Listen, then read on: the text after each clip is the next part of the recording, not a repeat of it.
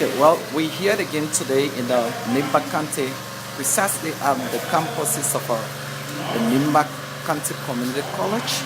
We've been here joined by a couple of our stakeholders who are inside. But this is the reason why we're here today. RICCE, in partnership with Metastill, Expert Discourse, on the funding resolution to the problem of environmental degradation, food and nutritional insecurity and rural poverty, enhancing the pro-poor agenda. Project title: Consolidated and Expanding Household Food Security and Income Generation through Sustainable Agriculture and Sensitification. So it's been held here in the Nimba County. We are right here at the community college, and I'm just asking all of you viewers to be able to share this live. We're coming to you live and direct from Nimba County, Sanniquella, Nimba County.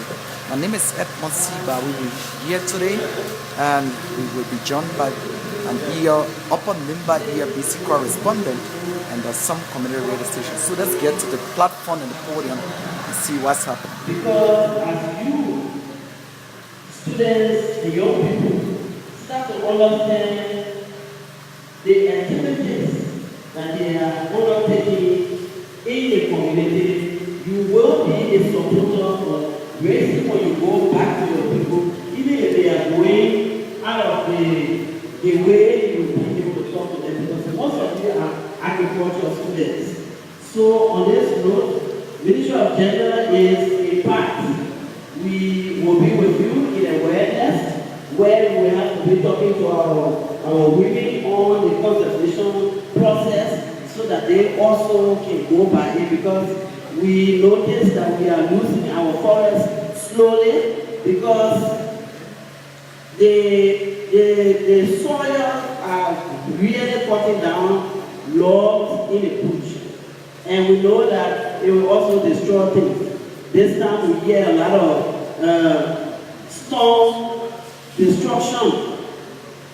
If only we can go by conservation rules, we will be able to reach it. So on this note, on behalf of the Ministry of Gender, we want to say thank you for calling this forum. We are with you, and all times we will come to your call. Thank you. Thank you very much. Now we move quickly to the EPA, the Environmental Protection Agency. Okay, if the EPA is not here, we move quickly to FDA.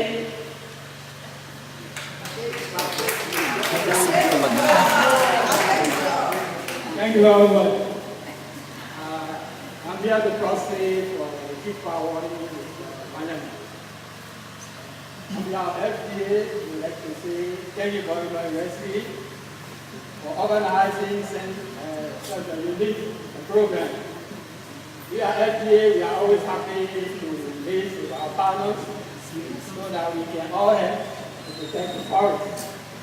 We are also happy that we can see a lot of young people here. And we know you are the future leader of Nigeria. You are the FDA manager, you are the zoo warden, you are the region for camp. So we are happy to get to RICCE and show RICCE that we all be ready to assist you in your event. Thank you very much.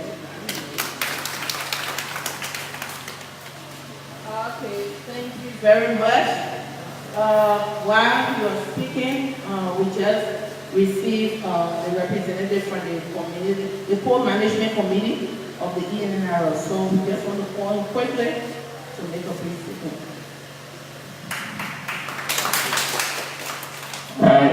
Good morning.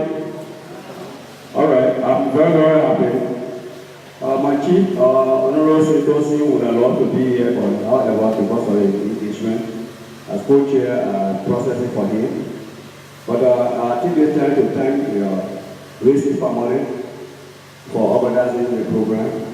And for so long, they have been with all at RICCE Liberia Reserve, and we know their function and whatsoever they are doing with us.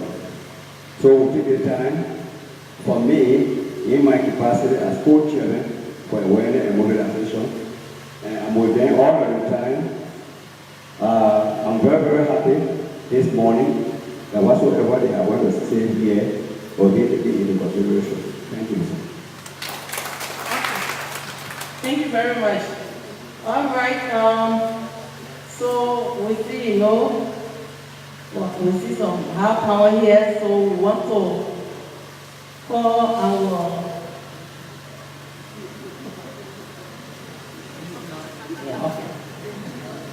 No, I want to get speak. I mean, the community can speak before the government. Before they speak, the government speak at the final, right?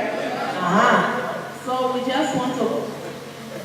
The superintendent and the former mayor coming from. So we want to call on Mr. Adipo to speak on behalf of the Aslam family. Welcome. Good morning, everybody. I bring this from Aslam, the back guest, and the people here today. We are definitely honored to be here. I know some people will be surprised that Aslam is sponsoring this program, but it is definitely because we, as a family, we attach very serious importance to sustainability and to our various stakeholders. We believe that you young people and the community people are the sole custodians of the land and the resources. Yes, we are here as a company and entity. We are mining, and we are aware that eventually mining may start in Liberia. Mining may start in Nimba County, to be specific, at Tokodi and Nimba Mountain. It has already started in Nimba anyway, or Nimba Mountain anyway. But we must ensure that after mining has stopped, people can still use the land. The place is conserved, that the forest is still available for the people that are entitled to it. So that is the reason why we are finding it very important to make sure that we provide the necessary resources to our stakeholders, to the NGOs, so that we can have this kind of discourse and that you can have the opportunity to learn and to be able to ensure that our resources, specifically the forest, the land, the water, that they are managed sustainably for generations and generations to come. Thank you. Thank you very, very much. Okay, I think that is the final remark from EML. Okay, so we will move quickly to the commission. Okay, we want to move quickly to Ministry of Internal Affairs.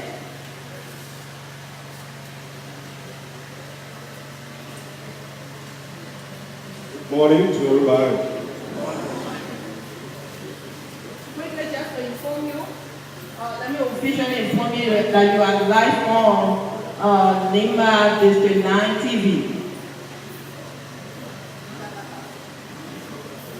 So, our platform guests, let me just say all pretty well said and sustain.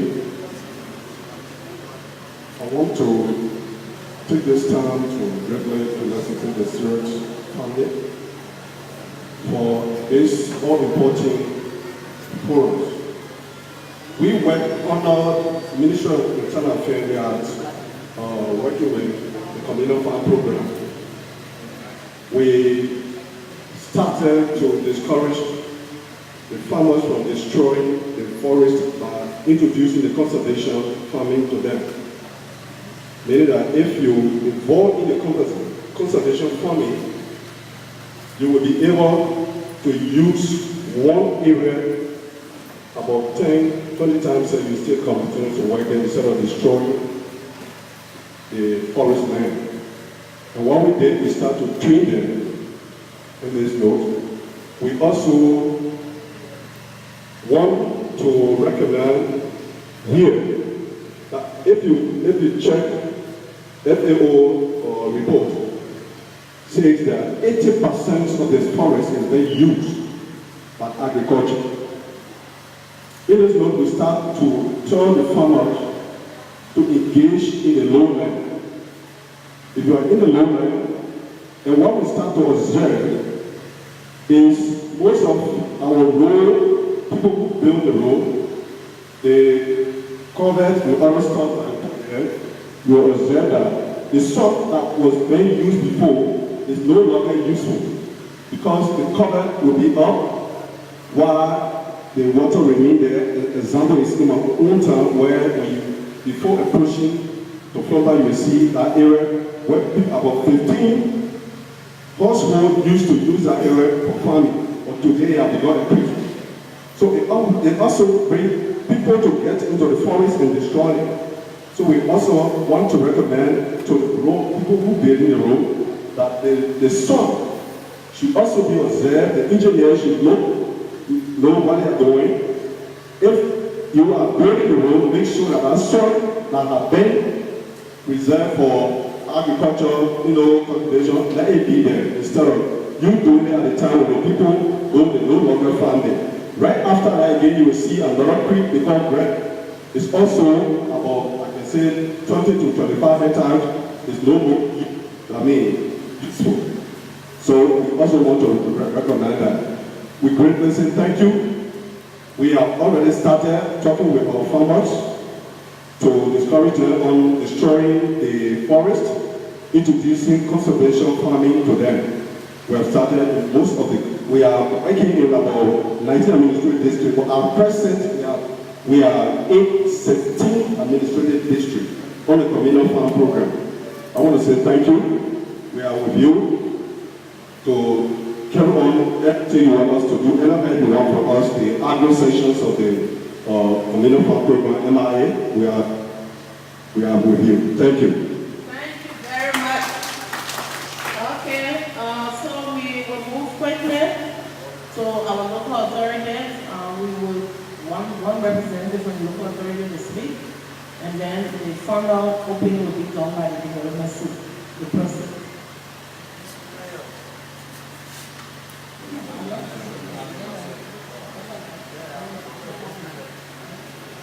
Good morning to all. I'll say all programs there and the team. Well, Senate is the development, the Cyprus Secretary for Sanniquella. I think we want to take the time to thank the NECI family for this program. One important thing about life is to think about the future. If you don't think about the future, then that will do and move forward. But when you think about the present, then the future generation will suffer. So the preservation is intended for the future generation. But more people get thinking about today. But what's our next goal are coming? So I say thank you for the program. We will, as Sanniquella, we need the local authority. We need the farmers. So we carry the message of them to make sure that they make a good pass on to other people. Thank you. Thank you very much. Thank you, Honorable. Really, are we set? Okay, so we move quickly to the official opening of the workshop that will be done by the process of the development superintendent. So you are welcome.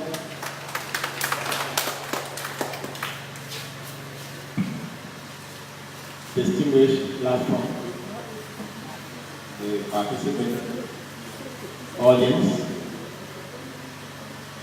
ladies and gentlemen. My name is N.K. Bianga. I am a special assistant to the development superintendent. I work for Ministry of Internal Affairs. The development superintendent would have loved to be here, but he was caught up with some administrative engagement this morning, so he has asked me to come and cross it. Having said that, Before we officially open the ceremony, let me show the county administration support to the organizations that are involved with conservation activities in the county. As you may be aware, the superintendent is responsible, and all other administrative staff will be managing everything in Nimba County, including nature-related issues. So we want to assure this institution for the support of the county administration into the project. And we now officially declare this forum open. Thank you very much. Listen and carry the right message, and so you can be the agent in your community. Thank you.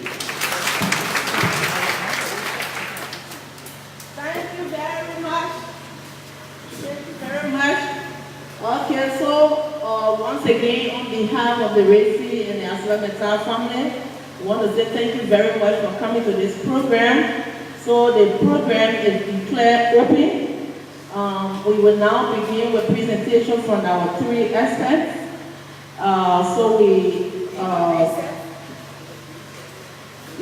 So our platform guests now will move back to their seats, and then we'll be using this place. So we're here live in Sanniquella, Nimba County. Thank you. This is Edmund just rearranging themselves now to be able to start a feature program. Just in a few minutes. As you may be aware, Nimba is where the only steel giant company is currently based. Every steel is based here in Nimba. So we bring yourself here. I think Nimba was founded in 1964 as a county. And since then, Sanniquella has remained their capital city. Can somebody throw Renee down there to help us with? Here today. Racista, where are you?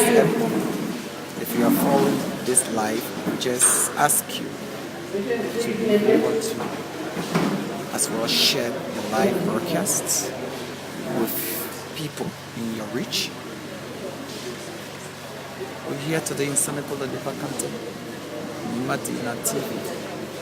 It's always a pleasure, it's always an honor to have you live. So quickly, we want to invite Madam Renee Gibson to come and introduce our speakers. So go to the podium. Madam Salome is the country director of this NGO. Brendan, so go to the podium. Hello. Hello.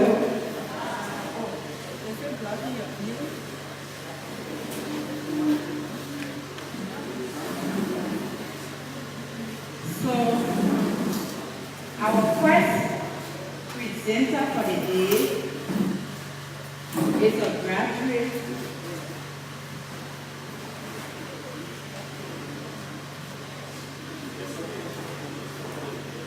All right. Real life is So I'm going to introduce the three experts, and then they will come up and the first one will begin with his presentation.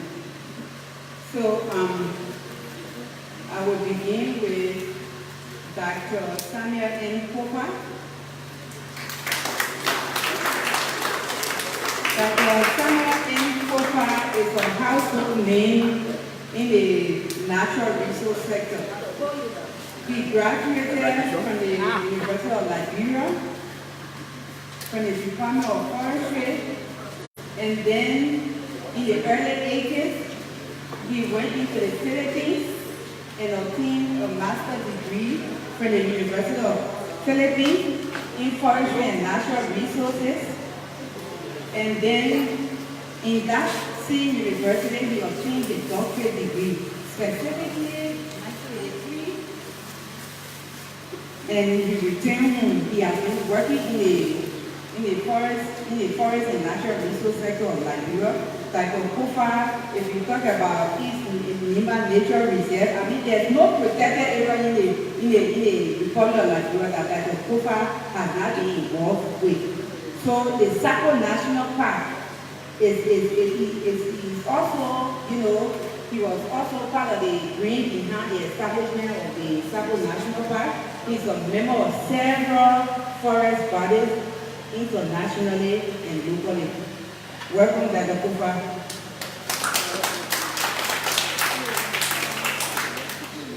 So, our second speaker is Mr. Johnson Weaver.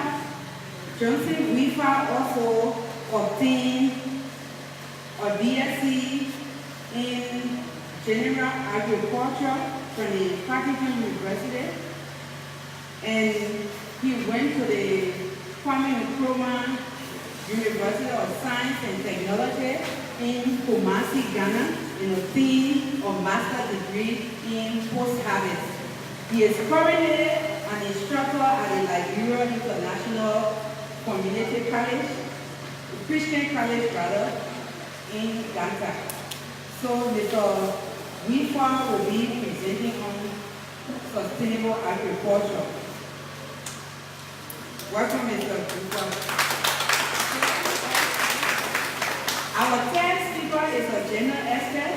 She's on her way, you know, she got caught up in the mud between here and Ghana. She's on her way on motorbike now. She will soon be here in a couple of minutes. So I will do the introduction when she's coming to recognize her. So she's Ms. Elisa Dan. Elisa Dan has a background in mass communication from the University of Liberia. She has done several, general training.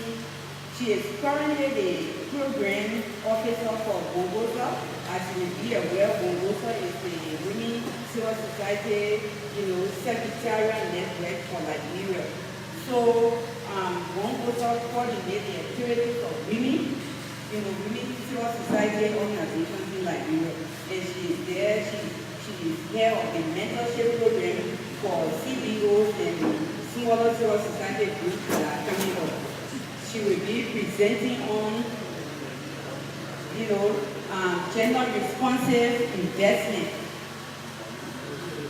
How important it is for our green, economy. So when she comes, we introduce her. Thank you so much. All right. Thank you very much. Thank you, Madam Getty, and welcome to our experts and welcome to all of you. And I am your moderator for today's day. I am Mistress Salome Wofan.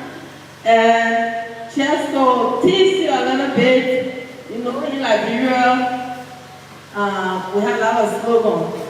And one of the slogans is that when I see the Ministry of Agriculture card, it says, "Ain't hunger." Right? And then FDA says, "Protect the forest." Sorry for breaking. I wanted to let you know that after each presentation, there will be, a discussion time where you can ask your question, raise your concern, and that's why the discourse is all about. So just the questions down, your concerns down as the speaker presents, and then you have your question. All right, thank you. Okay, so we say ain't hunger, right? And FDA comes and says protect the forest and the biodiversity. And EPA says you have to sustain the environment. Environmental safety, right? So, we as human beings living in Liberia, we also have other activities, right? That interact with all the different sectors that we're talking about. So, when we're talking about end hunger in Liberia, our source of income is from agriculture. Most of our people, especially people from the rural area, they depend on farming to get their income. What we use to send our children to school. And then, in the same vein, we're talking about the biodiversity, the animals, the plants, those are things that we use mostly, right? So we use the animals for eating the plant, we use the wood and different things. The NTFP, those are things we use. So how can we find a common ground for us to continue to coexist? Especially when we're talking about the issue of climate change is now impacting the world. Some of the things that used to happen those days, the variation in our weather pattern, and we see it's visible. We are experiencing drought. Sometimes we experience heavy rainfall when we are supposed to be in dry season. So those are all things that are interplaying. So we have come here today. We will be listening to our three experts to talk to us on how can we, as ordinary people, the citizens of Liberia, the citizens of Nimba County, how can we continue to gather our food in the midst of the biodiversity protection, the forest protection, the ecosystem protection, the issue of climate change? How can we? So they have come today to share with us their experiences, best practices, and make some recommendations. And I think majority of the people here today are students. And I'm sure students are eager people. So, like Renee has said, we want you to take your pen and your copybook, write down all the questions that you have been looking for answers for today. And we hope that the experts are knowledgeable enough to share with you some of the information and some of the solutions that we have been looking at. And key among the issue we'll be discussing today has to do with the issue of gender. In Liberia, 60% of the producers of food are women. But there are a lot of circumstances that have kept women behind. The issue of line tenure, technology.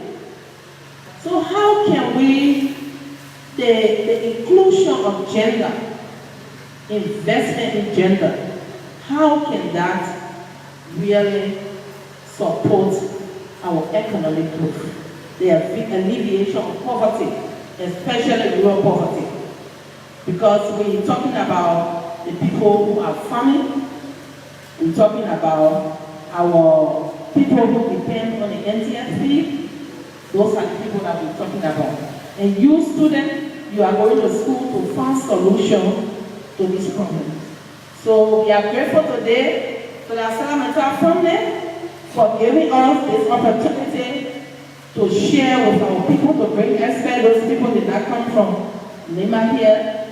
Majority of them, I think 2 persons came from Monrovia. Because of that funding made available to us, we are able to bring the experts to talk to us. The first expert discourse was heard in August 2018. It was heard at the Sanniquella Liberia High School, where we also brought experts from the University of Liberia. We brought the Green Gold, a talk that spoke about energy and agriculture. And we also brought people that talk about indigenous knowledge. And today, interesting that a co-founder here will be talking about indigenous knowledge. Because the conservation that we're talking about, it did not come from the vacuum. It started from somewhere. It started with people. And those people believe that they have that knowledge. And we think that science and the indigenous knowledge can coexist so that we can have the result that we want. So, not to take all of your time, we will turn right away to our brother to start the presentation. Please take your pen and then write your questions. After the presentation, you'll be given time to raise your concern or make comments or ask a question. Thank you very much. You are welcome. So you have questions? Very nice.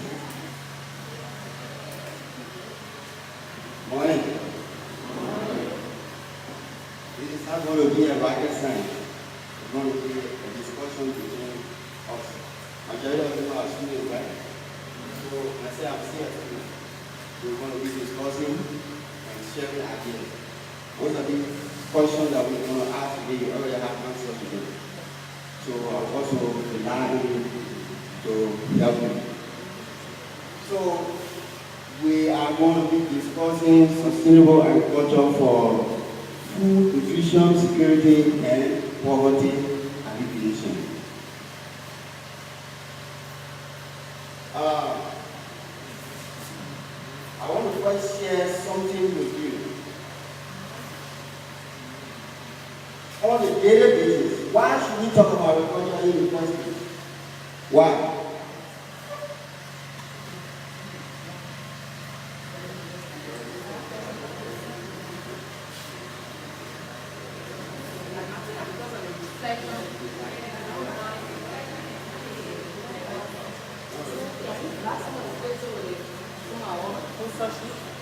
Register.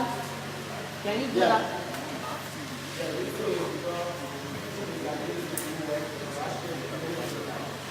Who is the ability to do it? What? And then the biggest thing.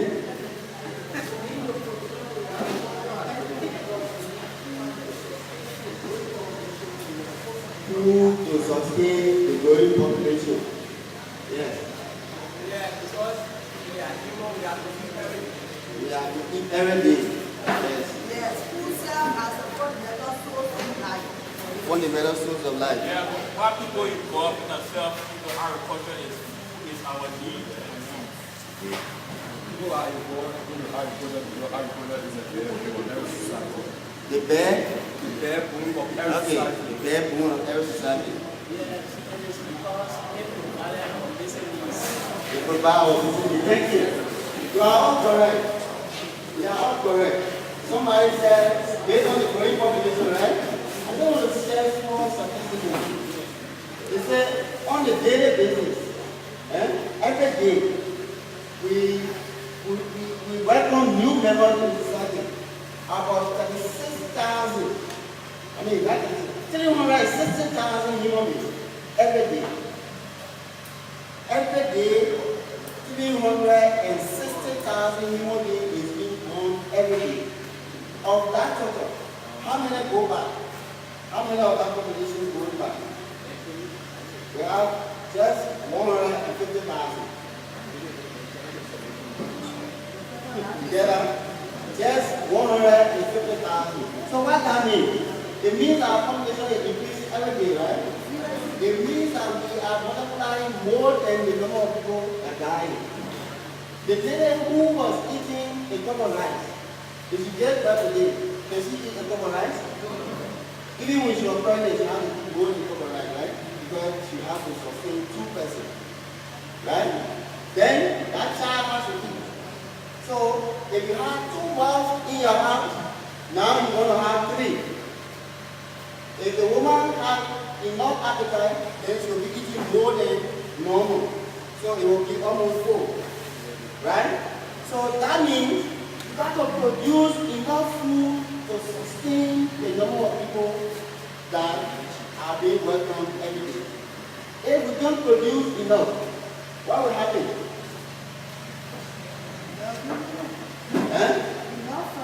There will be hunger, right? And hunger will lead to what? It will lead to death. There are other factors. What are some of those factors that hunger will lead to? Malnutrition, right? And what? Malnutrition will lead to what? Death or stunted growth. Right? Those are things that we need to remember.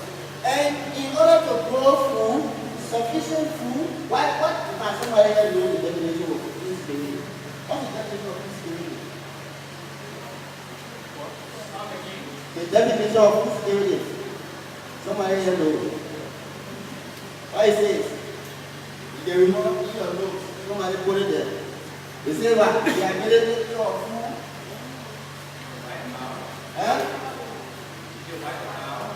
In the what? The right amount.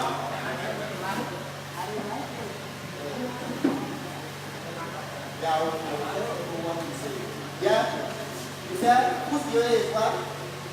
The one, the accessibility, the availability, the affordability of food to all people at all times. Right? You can remember that now? Food security is the accessibility, the availability, the affordability. It means food should be accessible, food should be affordable. Yeah? It should be available to all people at all times. Anything contrary to that, it means that we are not food secure. So if we are to be food secure, it means that we are supposed to concentrate on what? On what? Agriculture. And if we are dependent on agriculture, what is the major thing that we are dependent on? What is the number one thing? What is the first capital of production? Agriculture. The soil, right? Now, if we don't protect the soil, what will happen? If we don't protect the soil, we will not be able to grow anything, right? The grass will not grow. If the grass doesn't grow, what will happen? The animals will not eat. We will not have protein. Because we also need grass everywhere on the land and in the water to take care of what? The animals that are on land and the animals that are in the water. To sustain us, because that's what we depend on. We also depend on other agricultural products, like what? What? Yeah.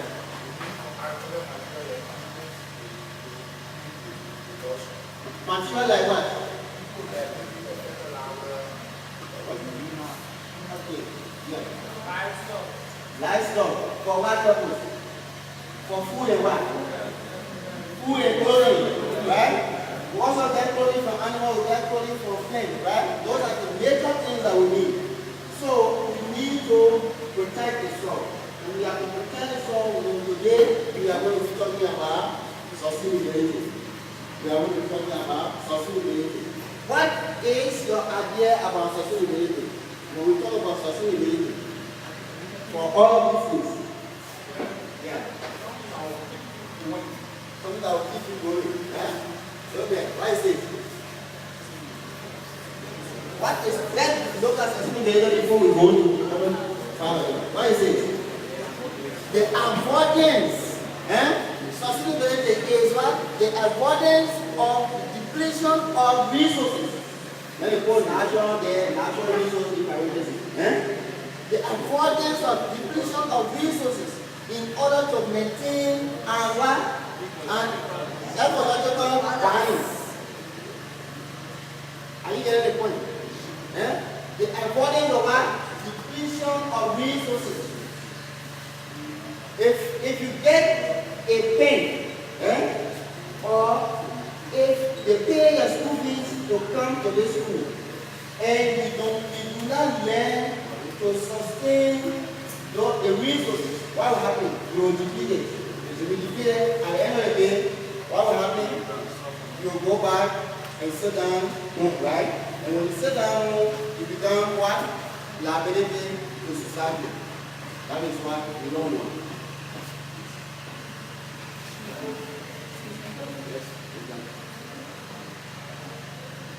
Now, let's look at sustainable agriculture. We look at sustainability, right? Now, let's look at sustainable agriculture. What is sustainable agriculture? It's farming in sustainable ways. Farming in sustainable ways to meet society's food and hazard needs. And the hazard is what we talk about clothing, right? Farming in a sustainable way. So what does that mean? How do we farm in a sustainable way? Yes. Yes. You can do sustainable farming by using the lower land and not shaping cultivation that we need to work into the soil.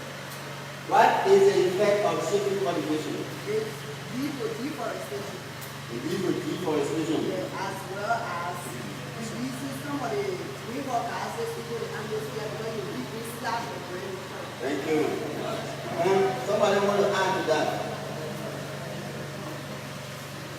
Nothing? That's it?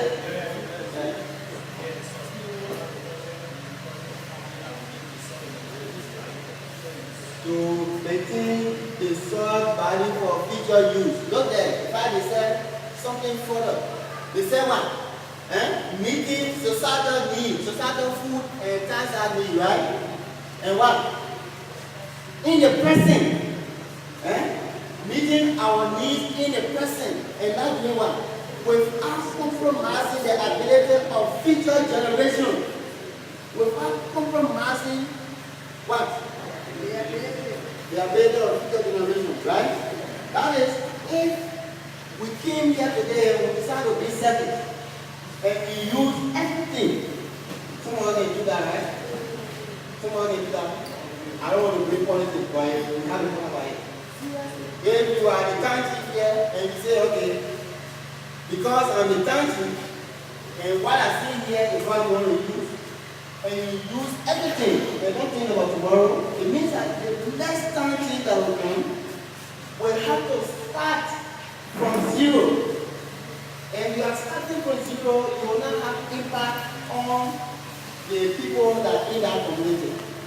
Right? So it says we should find any way that will take care of the present and not compromise what? The future generation. Why are you here in the first place? Why are you here to go to you? One at a time, yes. Yeah, you have to achieve knowledge over the very house. Achieve knowledge for one purpose. For example, we are here today to get the knowledge of what will go there, we get all the effect of deforestation and all that. We are here to find solutions for our environmental problem. For yourself or for who? For the future. I know some of you working already. Some of you can get $200, $300 every month, right? That's a new economy. If it was solely you, what's the new economy to school? There's no need, right? Because you're already living your life. I always tell my students, I teach our college BCTC and LRC. Everywhere I go, I tell them. If it was for I know, there's no need for me to come here. But there are other people coming, right? You have children. They need to survive tomorrow. If it was for you and me, the $300 you can get every month, the $100, even the $50 that you can earn every month can take care of your business. Because you will get food to eat, you will get clothes to wear, you get someone a motorbike to take you up and down. And you are everything. So at the end of the day, you don't have time for the rest of it.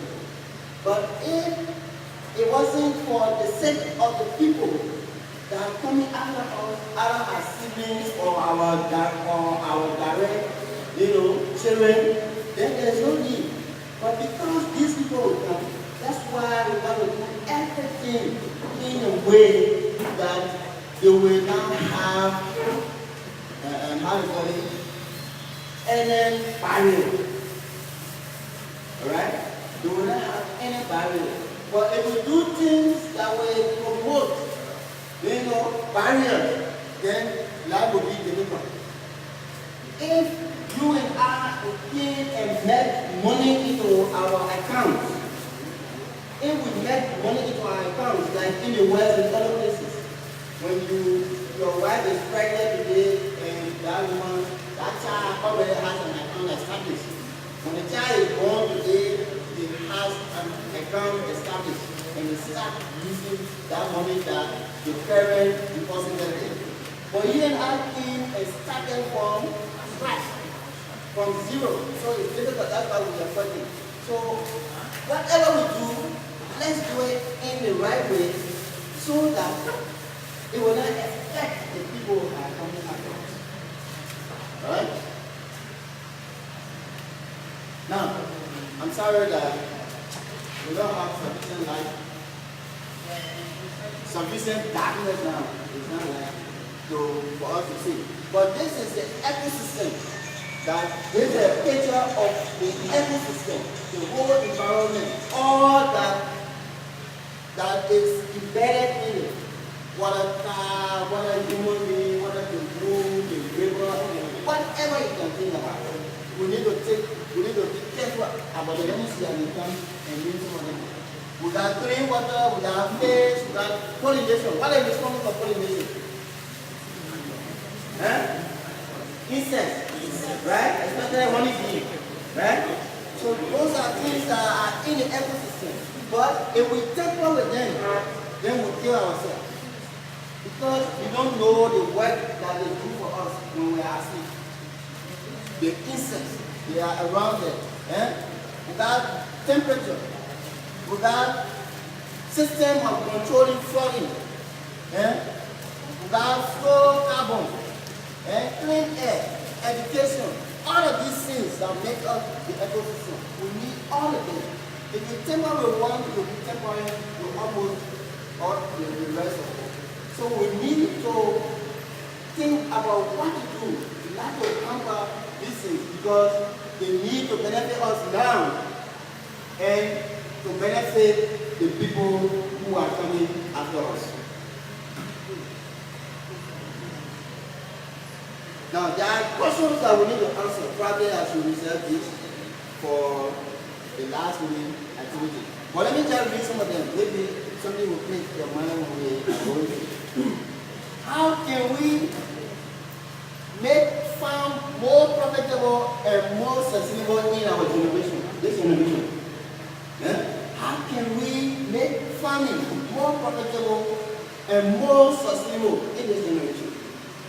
How can consumer behavior be changed toward healthier diet and wasting less food? Will China import more food and thus also water, nutrition, and energy from other countries? Everything that we eat coming from China, right? Will China start importing, like palm from Liberia and carry to China? Will they come to get good drinking water from Liberia to China? Will they come to buy food, also chicken, the drumstick that we always eat? Will they come to buy some from here to send it to that place? We're thinking about those things. How can it transform food agriculture produce enough food in sustainable and safe manner? How can Liberia direct more of economic growth towards rural development and eradicating widespread poverty? How can Liberia do that? You see malnutrition there, right? How can agriculture become an attractive entrepreneurial undertaking? How can agriculture become an entrepreneurial undertaking? You alone, you decide, okay, I want to develop this sector of agriculture. How can agriculture do that? How can you as an individual venture into agriculture and improve your life and also help improve that of your relatives or other people in your community? How can agriculture do that? We need to think about these things. What new mechanism and incentive can be provided for public, civil society, and private sector actors to work more effectively together? Let's think about these things. We'll answer them at the end of the day. Right? Let's look at sustainable supply and production. Sustainable supply and production. Think about the questions. At the end of the presentation, you will have those questions available to you so that we can answer them. If you answer them here, we have enough time, or we answer them in the future, individually, so as to keep us abreast of some of the things. What is the goal, first of all? The goal other than improved nutrition are pursued by strong economic and political interests, in both the agricultural sector and the post-harvest value chain. That's a major area we have. Even in our government sectors, we just talk about production. Okay, today we are doing this money to this group of people to produce tons of cassava. But what mechanism is put into place to preserve that cassava after harvest. We want to go and say, okay, carry harvested 1,000 tons of rice. What happened to the rice? I cried one day, I went to the FDC building in Banga, and I saw the whole warehouse filled with maize, corn. And I was looking for corn to feed my chicken. Normally, I'm a post-service person. I got my master's in post-service. I usually mix these things. I have a machine and mix the ingredients and feed my chicken, my birds, the goat, the dogs, the other small animals that are keeping around stuff. So I was in search of maize. When I entered the warehouse, I saw the whole warehouse filled with maize. But in my attention, the all spoiled, rotten. The government collected the maize from farm and they took it to that warehouse and stored it there. And they never care to preserve it, they don't care to clean up it, and everything went back to the bank. So that's food wastage. You, as an individual, if you go to the cocoa shop and ask for maybe the social again, then you say, okay, let me go around, I got no money in my pocket. Bring $250 book. You know very well that it takes you $250. Especially take a lababido, right? Lababido, it takes you $300 and $250. The maximum will be between 60 and 75 to 100. Yeah? The I want to teach you that. Okay.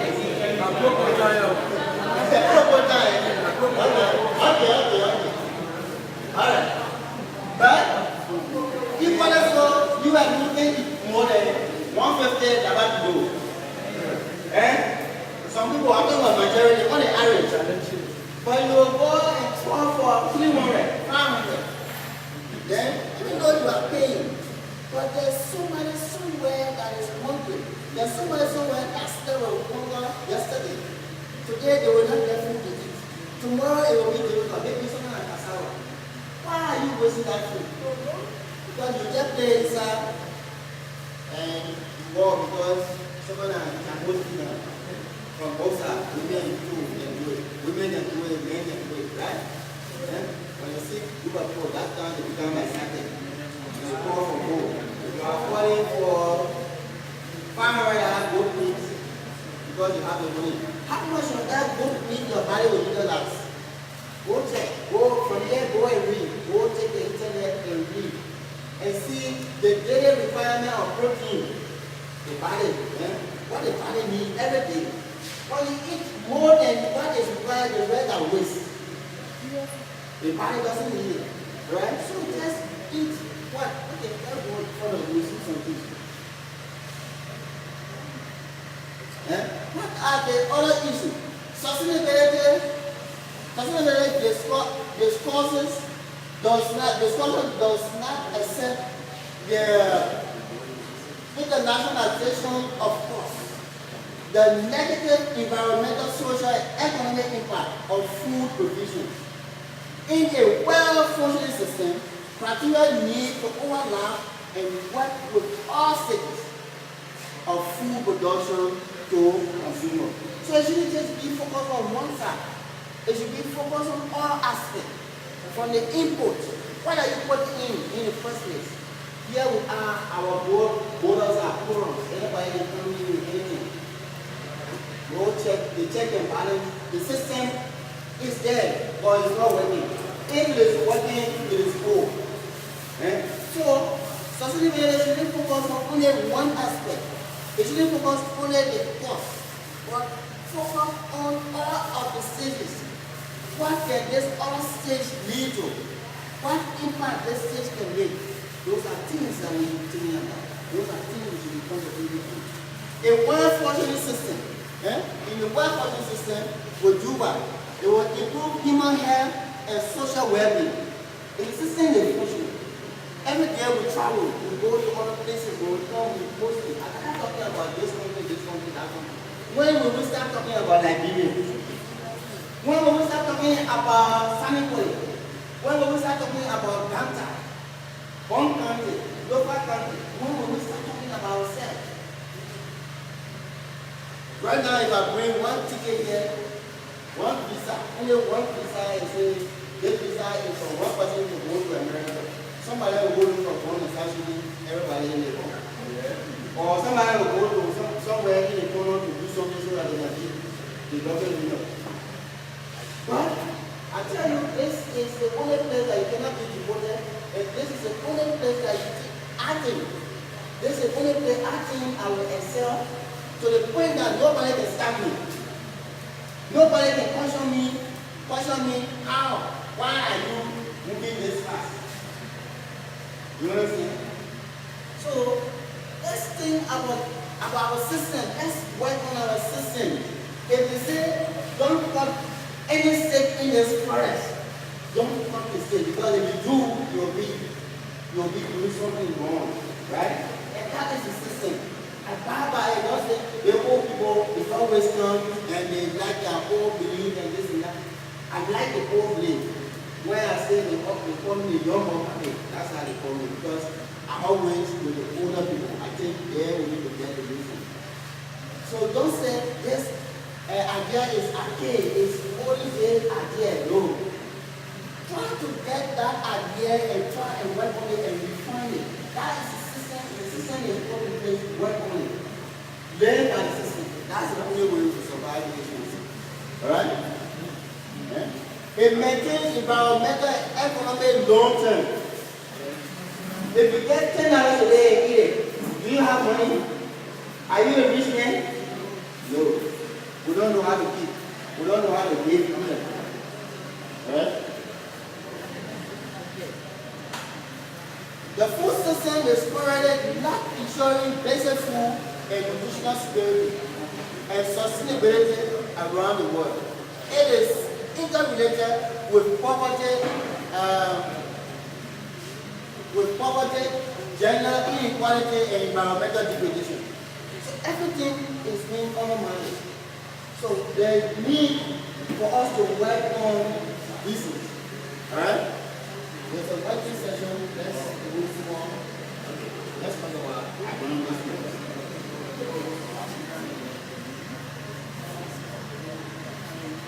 Alright.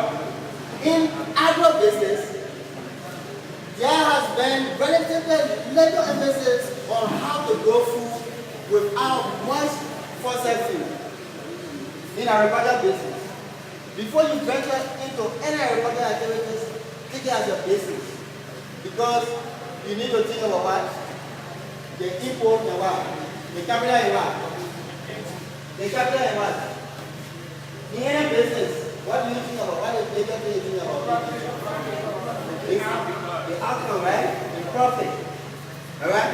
So in agribusiness, it has relatively little emphasis on how to grow without much fossil fuel, sustainable food production, go hand in hand with what? Sustainable energy resources. So this is the time now we start thinking about ways, even though we talk about using machinery to produce crop, right? Mechanized farming. But there are things we need to think about. How can we start growing crop without dwelling so much on using fossil fuel? So we'll discuss more. Let me just hurry down and go like that. So we need to look at the integrated pest management system because they have effect on our production system, right? Somebody want to explain that small? APM, integrated pest management system. So it talks about what to do in terms of pest outbreak, disease outbreak, right? Don't see one caterpillar here today, and you say, okay, there's a caterpillar outbreak. Then you go buy and how do you call it?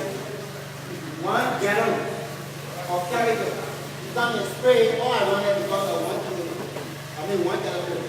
If you do that, you will be depleting your fund that you used to rely on today and other people to rely on tomorrow. And you will also be contributing to environmental hazard because you will be polluting the environment just because of what? 1 caterpillar. Alright? You need to look at low impact pesticide, how to start making biopesticides locally using proper leaf. Whenever you use proper leaf, right? Have you tried using proper leaf to spray your caterpillar in your garden? Have you tried using cassava leaf, pure leaf? Check on these things, alright? After there's someone needs to get one contact, you can start sharing what you do when you can't just someone needs to proper leaf. Even the caterpillar themselves, when you collect them and use the quantity, you can turn them into pesticide spray the other one. You know? So we need to start thinking about precision farming. Listen, it's starting now. We are not paying attention to the discussion.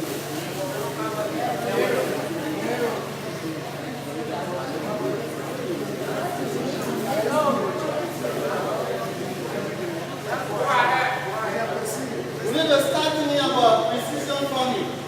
At what time we are supposed to grow specific crop? What is the cropping season for a particular crop? Even when we are planting our rice, at what time are we supposed to plant the rice? How do we schedule the planting? Normally in our community we do the food system, right? So today, Peter Brown, John Brown, everybody, all the Brown come to my farm and we squash the whole farm one day. What will happen to the rice? It will be ready one day. Will we be able to harvest it in one day? No. It's not possible. Those are things we need to start thinking about. We need to start learning how to farm a way that when you harvest today, even your garden at your house, at your backyard, if you are planting pepper, plant few trees today and wait for a week or two. Then you plant few trees, then you wait for a week or two. So you will eat pepper throughout the year. But if you plant all the pepper one day, it means I will be ready one day. If the market doesn't buy it in one day, you are going to lose. But by the time market owner will give the pepper and say, this pepper here, you can wait till tomorrow and buy it or get it back to Nimba County. You become heartbroken and you give it to them free of charge. Alright? So we need to start thinking about these things and put the right thing into place. We need to go far so that we can get to the main point. Now, so let's look at some of these things, some of the terminology. I don't have enough time. I will share the material with the facilitator to share with you. Okay? There are so many things that you will look at. So let's look at some of the terminologies that we need and we'll start thinking about how to incorporate them into our farming system. Like with that commercial farming. What commercial farming is all about? Growing of crop, rearing of livestock to make profit. Common in most countries. It's not common in Liberia, right? The growing crop to get money and is what we call the last scale, right? We haven't started doing that. We are still practicing subsistence farming, right? Subsistence farming is all about you and I, right? Me and myself, the family. Mixed farming involves the combination of arable and pastoral farming. So you are dealing with small goat, small sheep, small pig, small, all the small things. You can see that you are growing crop. Right? That's mixed farming. You start to read about some of these things and not pay attention to it. You got a question? Intensive farming. Intensive farming could be like a horticultural purpose. For example, in horticulture, we say what is all father posting. A four square, there one foot here, from here, from here. There's 1 4 square, putting all father posting, growing crop like this, let's say it was a greenhouse. And 1 4 square, you are supposed to get $200 profit within a year now, from the beginning of the year to the end of the year. After putting everything in. So that type of farming is intensive because you are using small areas like the size of this room, to grow crop, and you will use every space. This is why you are seeing people growing crop in the bag, in the cement bag, right?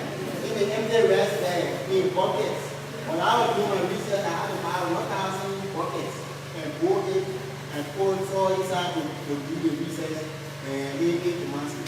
So that kind of farming system is intensive because you are calculating everything and putting in there. You want to know the profit, you want to maximize profit. So So that type of farming is intensive.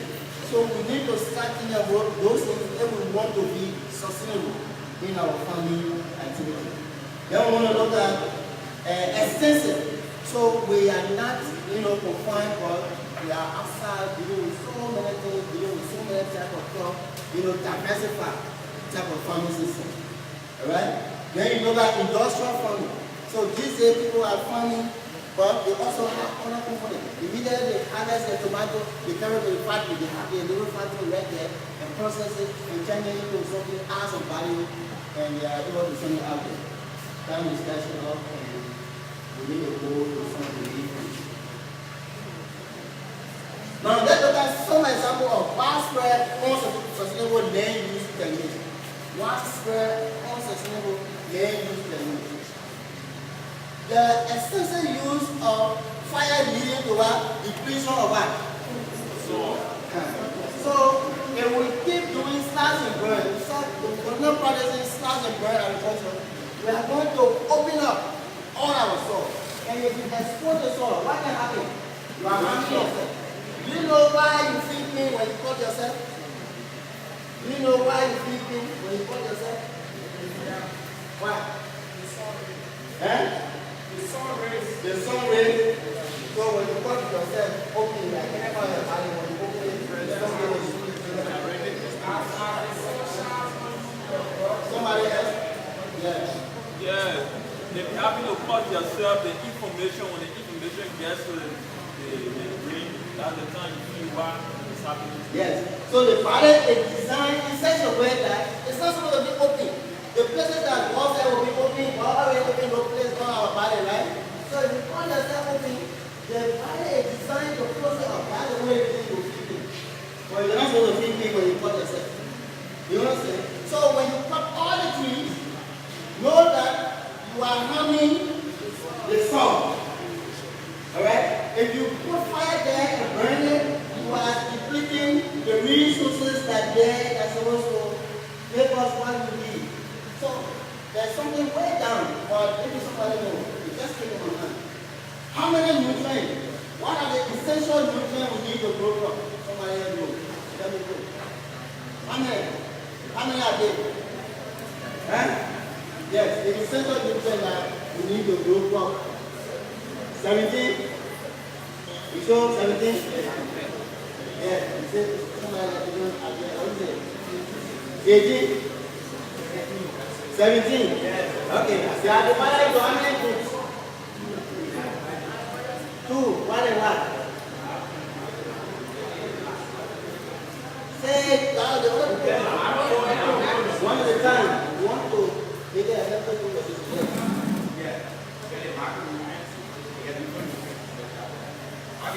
I am both one thing. We get a macronutrients and we get a micronutrients. Somebody want to ask? Or you want to? Yes? Yeah, well, the macronutrient is the one that's being used in huge quantity, and the micronutrient is the one that's being used in a smaller quantity. You want to give few examples? Few examples. I can give you examples. For macro, I got nitrogen, and then for micro, I got manganese. Copper is also part of the micronutrient. Magnesium as well, macronutrient. Okay, so those things, if you put fire in the soil, some of them will be mobile, right? We know why that means, right? It means that those who are not people, it means that we are escaping into the air. So we don't want to open up the soil, because if you cut all the trees, you'll be losing some of our nutrients, because if the rain falls, some of them will leach into groundwater. Some of them will go, the erosion will clear the topsoil, and the soil that we need to grow our crop will not be accessible to us anymore. Alright, so let's look at those things are the things that you do that are unhealthy. Those things that are not sustainable, those bad things, those are where we put them. Now let's look at some of the good things. So the good thing that we are supposed to do, one is for rainwater harvesting. Rainwater harvesting is common in places that are experiencing dry situation. where you don't have, where rainfall is erratic. You don't have rain most of the time, all right? Even, you don't have rain most of the time. So those places, you need to harvest rain on the rainfall. Other countries, they don't waste time on it. When they know that the rain about before, they make provision to harvest the rainwater on the sea. Everywhere, any rain that touches the sea, to make sure they harvest it and store it somewhere for future use. Then you have sewage. So if you have in the area where you have huge rainfall like here, you are making your farm here, you need to open up this place. And that is the sewage. You need what we call water, right? You need a big water to redirect the erosion. Alright? That's one. Then there are several types of them, and you will look into the material later on when you get it. Then you also have berms. Berm, those ones, let me show you the picture. So, like you build something like a small hill to prevent the water from escaping where you don't want it, or maybe for it reaching to your garden, you can build berms. Those are sustainable ways of making your farm or your garden. Then we also have what we call the half-moon system. The half-moon is maybe you build your farm or your trees. Those who planting rubber, those who planting oil palm, and the rain will just come and clear the topsoil and you have the tree here, so you need to make the half moon. The half moon is you dig something around the tree. Let's say on the tree, right? So from here all the way here, you build heat around the tree to the lower part. So when the water comes from the upper part, it will settle around the tree, then it will soak it in the soil, then you will wash it. That water will be available to be plant gradually. So the way of doing that is what we refer to as the half-moon. You can see, if you look at it closely, you will see how those guys really accommodated. You see the half-moon, right? So they made, let's say all of those places are places they have planted trees. So they build something around it. If the water comes from up, then somebody will start around there and soak it in the soil. They will be available to the plant gradually. Then you have rainwater catchment where you dig hole. Other places they dig big plants. Then they put cement in it. They put cement in it and where rainwater will sit down. Sometimes like the size of this room. And during the off-season when the rain is not falling, that's the time they use that water for agricultural activities. For Liberia, we have water in abundance. So then the next part of it is mulching. Mulching, when you come to LRC, you always get people talk about gourd blanket, right? You know why they say gourd blanket? Because in the forest, no one cares for the tree, right? But for protect the tree, the leaves fall and it's planted grasses in the forest, right? The cocoa farm, I just walk the cocoa farm and see the leaves sticking on the ground. That is to prevent erosion. So LRCC team bought into that idea. So every plane, even better about the plane today, they have to cover that with that body. The surface will take blankets. They collect birds from all over. Sometimes they go behind, closer to, I don't know how they call it here. I don't know the size of it. Very well. Or somebody come closer to Sanniquella to collect straw and carry the LRC camper to cover the surface in the garden. So the rainwater will not wash the nutrient away. Alright? So there are ways that you can apply the water. There are different washing systems. They all need machinery, and I will share it with you in the scene. You see, no way for you to see that. But when you come to it closer, you will see a different one. So there are so many ways. Even we have mulch, we have the water bottle that you just waste around. If you have a tree that always runs fire, just make small hole on it, bury that water bottle on that tree, and keep filling with water. The water will be available to the plant slowly. So those are sustainable ways that we can grow crops. Alright? So throughout the year, once that plant is receiving the required nutrient and required water, it will keep giving you food. Alright? Now look there, those are your nutrients divided into two. Alright? So if you take your time and look at them and look at the sources, some of them like calcium, you can get it from banana peel, you can get it from eggshell, you can get it from bone, you can get it from ash. When you burn the grass, you collect the ash. I wanted to show you something on tomato. The reason why we don't produce tomato oil in Liberia is because of calcium deficiency. Alright? When it reaches the bottle starts falling, it reaches maturity. So when you have that kind of problem, apply ash or apply eggshell, the chicken egg, grind the shell and apply it on the tomato. Alright? So those are ways that we can do sustainable farming so that gradually we will live from where we are to another level. Thank you very much.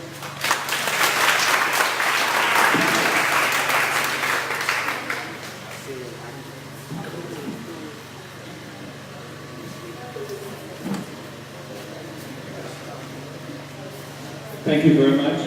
You can sit. So just a quick recap.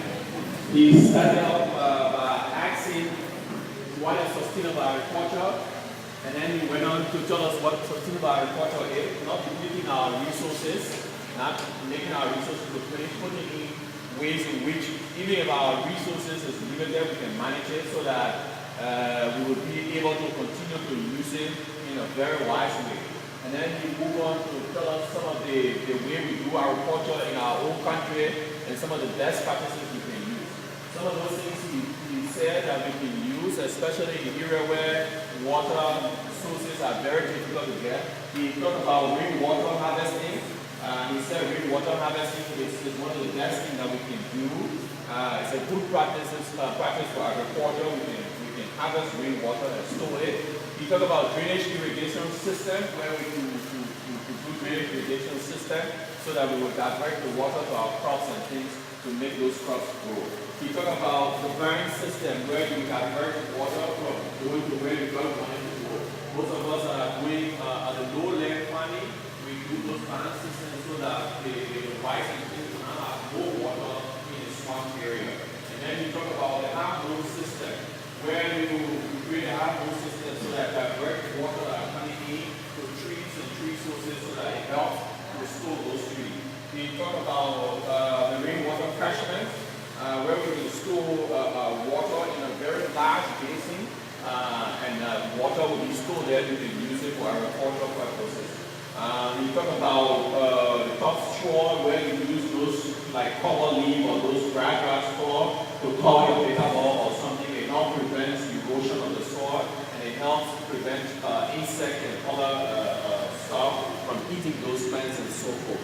And then we also talk about the water bottle, where you bury the water bottle around your trees or those plants that you want to grow, and the water will stay in the water bottle, and as the time goes by, it will help to grow that plant.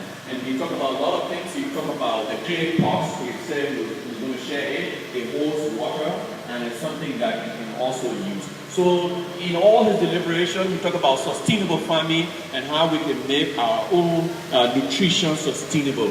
Because if we do farming in a sustainable way, it will help us to conserve our forests. It will also help us to continue to have food production in one place going forward. So we'll say thank you. At this time, we will take 5 questions from the audience, and then you will respond to the question, and then we can move on. So let's take 5 questions from the audience, please.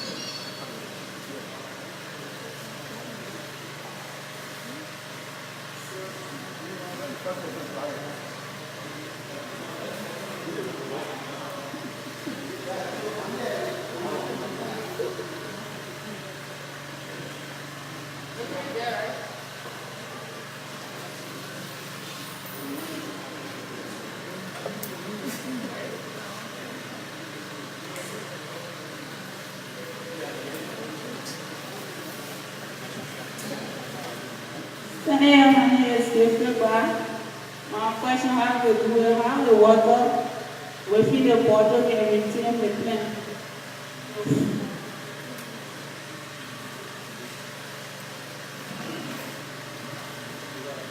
My name is Nisati from the Nimba County Community College.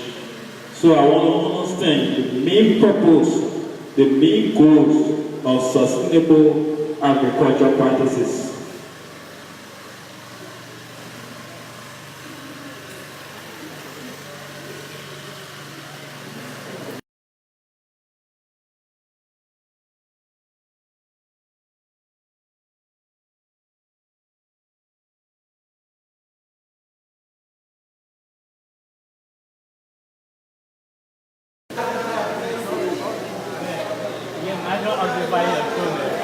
You discuss about how many, I don't know, is that low level or upper level you can do how many practices?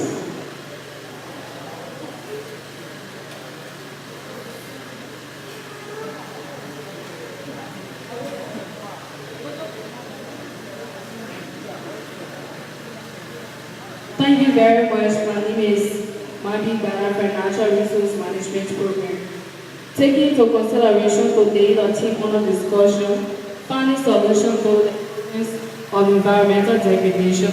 I want to sustainable farming. What are some of the methods in put in place to curtail environmental degradation?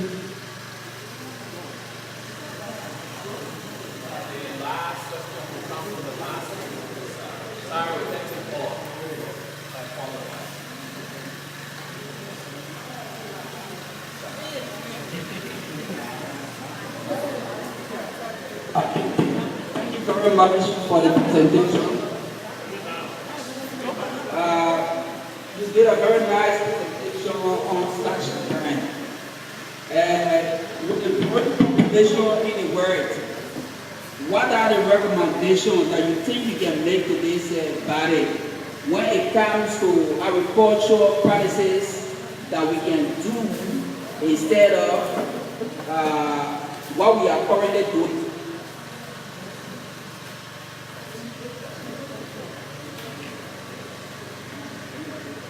Okay.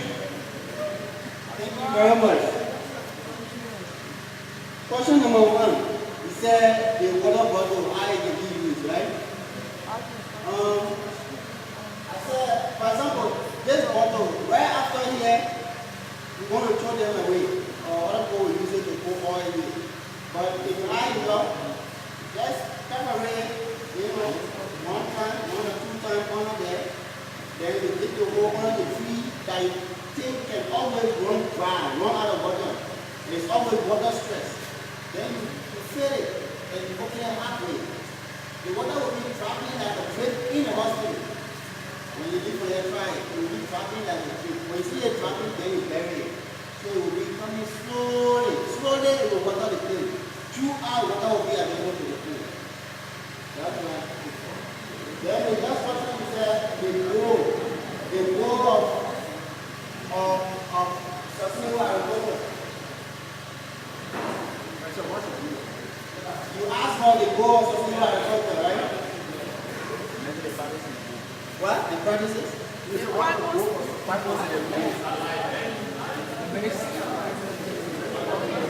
goal of sustainable agriculture. The goal is to have, that's what I started from the beginning, I said, is to be able to feed a growing population and also protect our environment. We said if we decide to cut all the trees, then what will happen? We will lose our resources. We will lose so many things. We will be sending away, destroying the biodiversity in the first place. And you know the biodiversity is comprised of so many things. You get that point? Yeah? So, sustainable agriculture something to help us to know what to do to prevent depleting our resources, which include the biodiversity. Then, somebody asked for the half moon. You say where it can be done especially uphill, especially in the desert areas that rain will not come often. The reason why we are doing this to you, we don't know whether tomorrow we will cut all our trees and this place are turning to a desert. Or for those people who are planting uphill on the mountain, alright, you can use the half moon system. Alright? So as the erosion will not wash the topsoil. Okay? Then somebody said solution to environmental degradation. That's the same thing. If we do not learn sustainable agriculture, we will be losing the environment. The topsoil will go, the forestry will go, the minerals, everything will go. We will not have the nutrients that we need to grow the crop. Recommendation is for us to learn how to use one bin. You can use this bin. How can you continue using the piece of land in here to keep growing crop year over year? Is by engaging into compost making. You get the point? Please make compost. At our house, at our regular houses, we bring in banana, we bring in plastic. If you don't have dustbin, open 3 rice beds, empty rice beds, for one day. One for anything that will degrade, anything that will get rotten, we put it in that bed. One for non-biodegradable material. You put all those plastic material that will not get rotten in 100 years to come. You put it in the ground, 100 years, it will not get rotten in the day. Alright? So those materials, put them in one bed. So all those things that you get rotten, carry to your dumper or dig a hole and put it there. And keep cutting the grass and keep putting it there. When they decompose, that is fertilizer. You will have almost everything over there that we need for our crop to grow and develop. Okay? That is my recommendation. Let's go into sustainable agriculture. Let's go into agriculture. Let's go food for our country and ourselves. Thank you.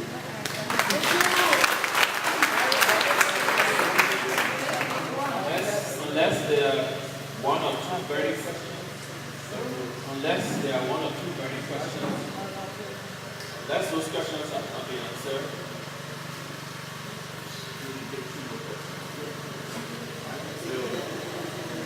The lady here has a burning issue. Yes, my name is Angela Bison, Captain General Contrast and GBC. My question is, how cultivating trees or farm can boost crops yield?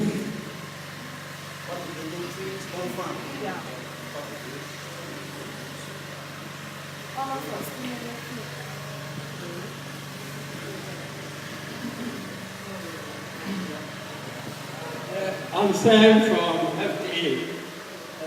I don't have a question, I just want to make a contribution. We talk about sustainable agriculture for food security. I'm interested in learning about preservation, because a lot of time we see oranges, we see plum, after some time we see edible food.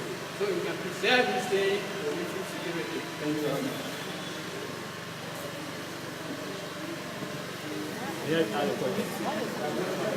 Yeah, this is a burning question.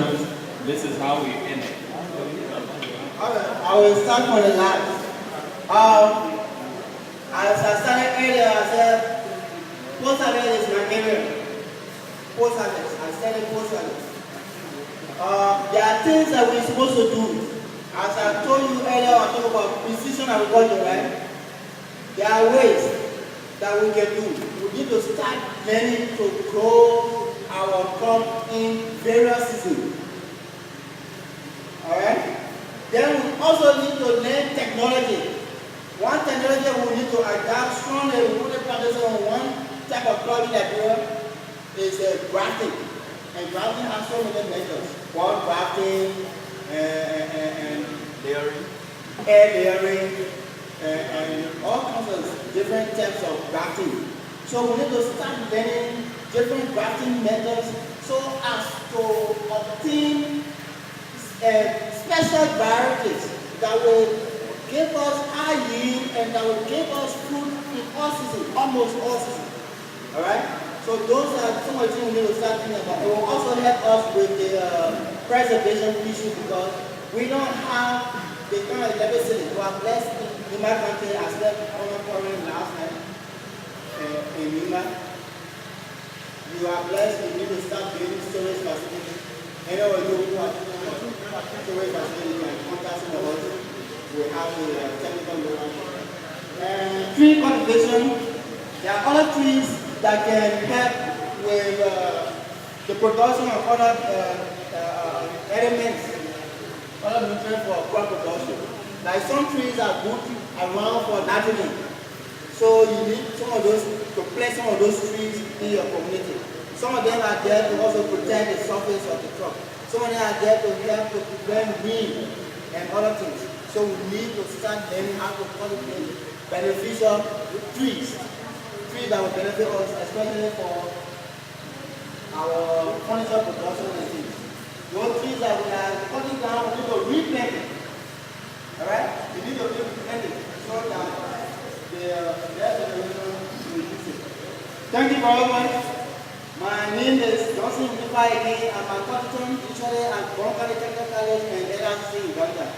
So anytime you want to and we can have some more discussion. Thank you. You can do better than that.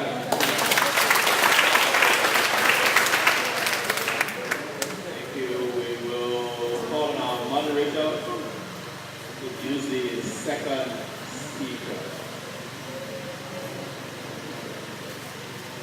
Sis Salome. Sis Gopa.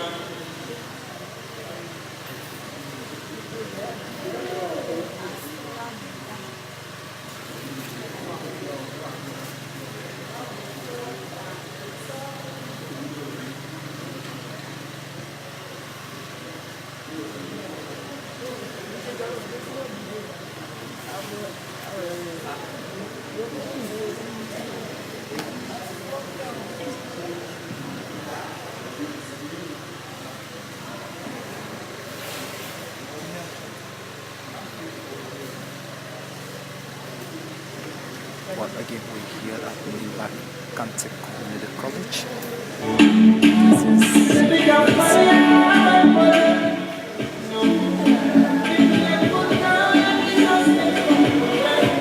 So come to you live and direct from Sanniquella, Nimba County. My name is Edmond C. Bawi. I'm the lone man here today. Our technical guy graduated yesterday from the United Methodist University, Willie B. Tingban Jr., Captain Willie B. Tingban Jr. We'd love to say congratulations to you all who graduated yesterday from the United Methodist University from Nimba. We are very proud of you. Thanks to His Excellency Mr. Don Dennis, President of UNICO, who he and his team managed us to be here today in serving you from Nimba County. We are in Sanniquella. The road is challenging. Just in case you are making your way to Sanniquella today, there's a place called Kitomo. The road is really, really challenging. I was on the wheel last night myself. The major was there and we had to go do, but there were a lot of cars that slept there last night, right to Kitomo. So if you're making your way to Sanniquella, you have to come early from wherever you are to make sure you make your way and make your way safely. But we're here. I'd love to say thanks for joining us. You can share the live broadcast. We are here. And we are very happy to be here at the community college. My name is Edwin, and we're here actually, and we're proud that we're here to bring you discussion about our forest. How can the land be so much of value to us from time immemorial? So yes, it's a great time, to be here in Sanniquella, Nimba County.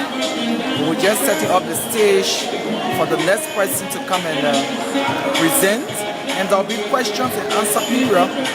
The land is important. Like the metal steel people said today, there will be a time that Nimba will no longer have time to iron ore, timber. What comes next? So this is the preparation that RICCE and our team they are doing now. So let us join the platform. Ladies and gentlemen, when I did the introduction of our speakers, Ms. Dan was in route coming, right? So can we put our hands together for Ms. Elisa Dan? She's the second speaker, but before she comes, to present, we want to do a group photo with our partners and the experts. One of them has to go back right away. So let's do the photo quick and then we'll come back for the presentation, for the second presentation. Please wear your t-shirt.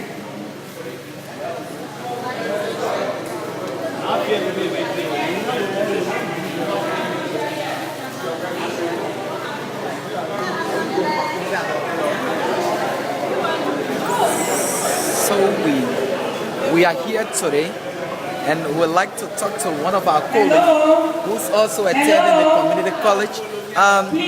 Just come here live. Well, this is our colleague. He's here at Nimba County Community College. How do you feel today about this program? I'm very happy to be back on D9 TV. I think the last time I was on D9 was during the book launch here.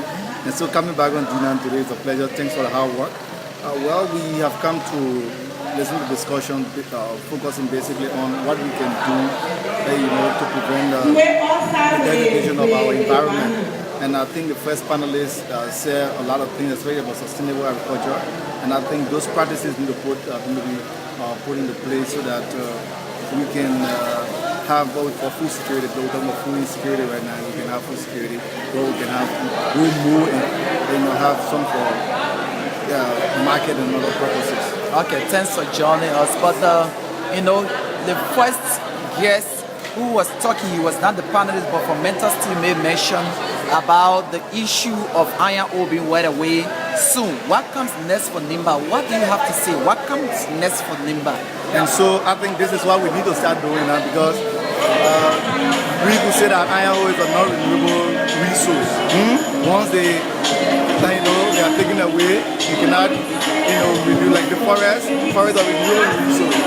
So the issue now is that we need to start focusing more on how we can get involved with this sustainable farming that the panelists talk about, and how we can preserve the real forest we have.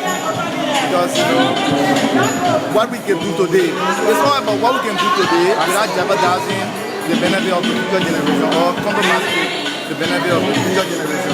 So I think we need to start working on that, because those who came before us, they were to cut down all of the trees. Today we're not going to talk about forest. So since we are here today too, we should do things that people coming after us will also have to start with. Good. So what is your name again? I'm Jerry T. Myers Jr. Okay, thanks, Jerry. So we stay here at the County Community College, and we're going to find few people that we're going to be talking to, just so that you can know. Sorry for the noisy background. Sorry, maybe we can get the so is it possible I'll talk to you just a few minutes, please? Okay, yes, so let's just go on the other side, got the noise. So we are here today at the County Community College that we said. We happy to be here. My name is Edmond Bawi. We are from Nimba TV, and we're here and discussing about agriculture. And so today we've been joined by your name is? My name is William S. Monday. Okay, Mr. Martin, sorry for the bad quality. I think we can come this way. Okay, I think we can. Okay, good. So Mr. Martin is here today. For those of you who are following us from all around the world, we are here at the Nimba County Community College, and Mr. Martin is here today with us. So can you properly introduce yourself to the people? Well, again, my name is William S. Monday. I am the Youth Exposed Coordinator for Nimba County, the servant of the young people of Nimba. So welcome to Nimba TV. How do you feel for the first time to be live on your own county TV? I am actually happy. I've actually been seeing D9 TV on the social media, especially on the young people page that I created. And most often we've been like hauling and pulling and giving them regulations regarding the page. Fortunate for me, today I am live on DNAT, and I want to actually say congratulations to the innovators, especially those who created this TV, to be able to spread the good news of what is happening in Nimba to the young people of this country, to the stakeholders of this country. I'm very happy to be on your platform this afternoon, and we hope and pray that we can do everything within the power of God to effect the change that we want. Okay, so we'll keep talking to you, but let John outside. So we stay here today, and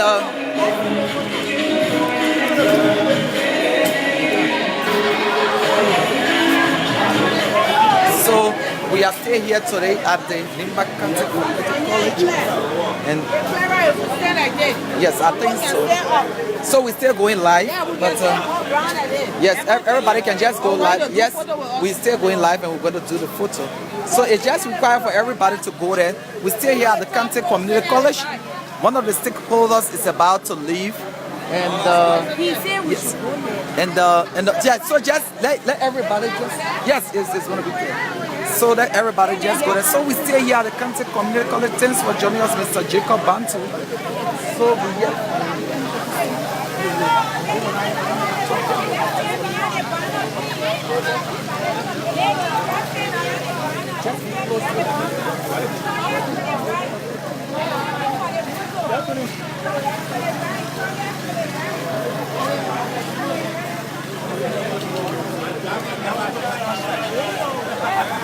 So we are still here at the Nimba County Community College. It is time now for photographs, and we're going to let them to open up. So Jacob, and thanks for joining us. You can keep sharing. Yeah, before we can do the photograph, we have the Upper Nimba County correspondent for National Broadcast Radio. Is it ELBC? Yeah, ELBC. So welcome to Nimba TV. Yeah, thank you very much for having me for the first time on DNAT TV. It's a pleasure to be here today to talk to all people in Nimba County. So basically, following story for Nimba, especially where the road is terrible, how do you feel? Well, it's challenging actually, especially when the rains intensify. It is challenging.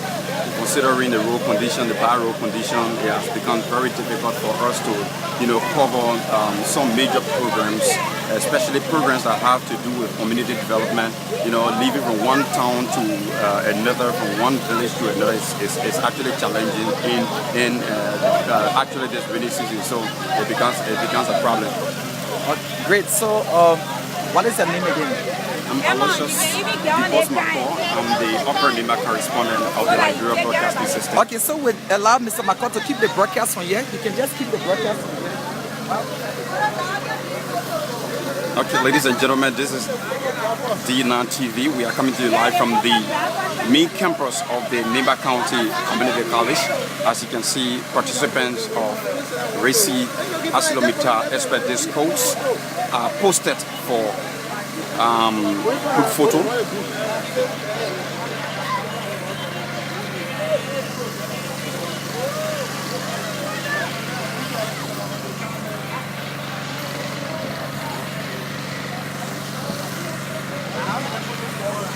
All the ladies, all the ladies.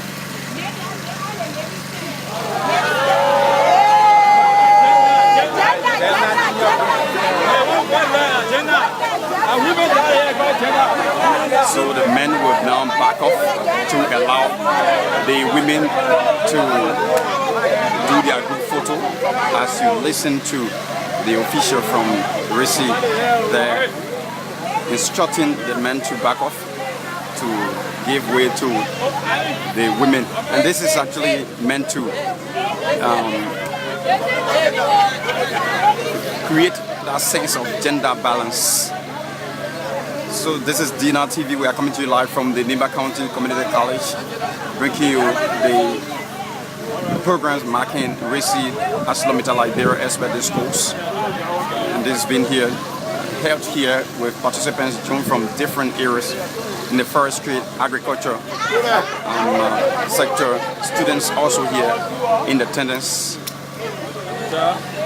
Officials from the Internal Affairs Ministry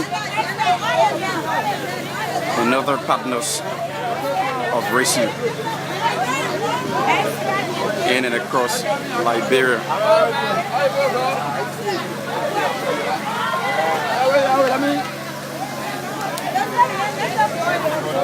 Thanks a lot, thanks a lot. So we stay here at the County Community College. It's about doing expatriate photographs. Jacob Bantu, thanks for joining us from way there in Nimba. All of the RICCE staffs are about to do their photographs. We are here. This is about, you can see the ranger. This is the ranger, one of the rangers. One of the rangers. You have to leave the view. You have to get on the side. Yeah, so we're getting a clear picture here now of what's going on here. We live and direct from Sanniquella, Nimba County, precisely on the campuses of the Nimba County Community College. And we are happy to be here. Very happy to be here. Happy to be here. It's time to do photographs. So it's time for photograph.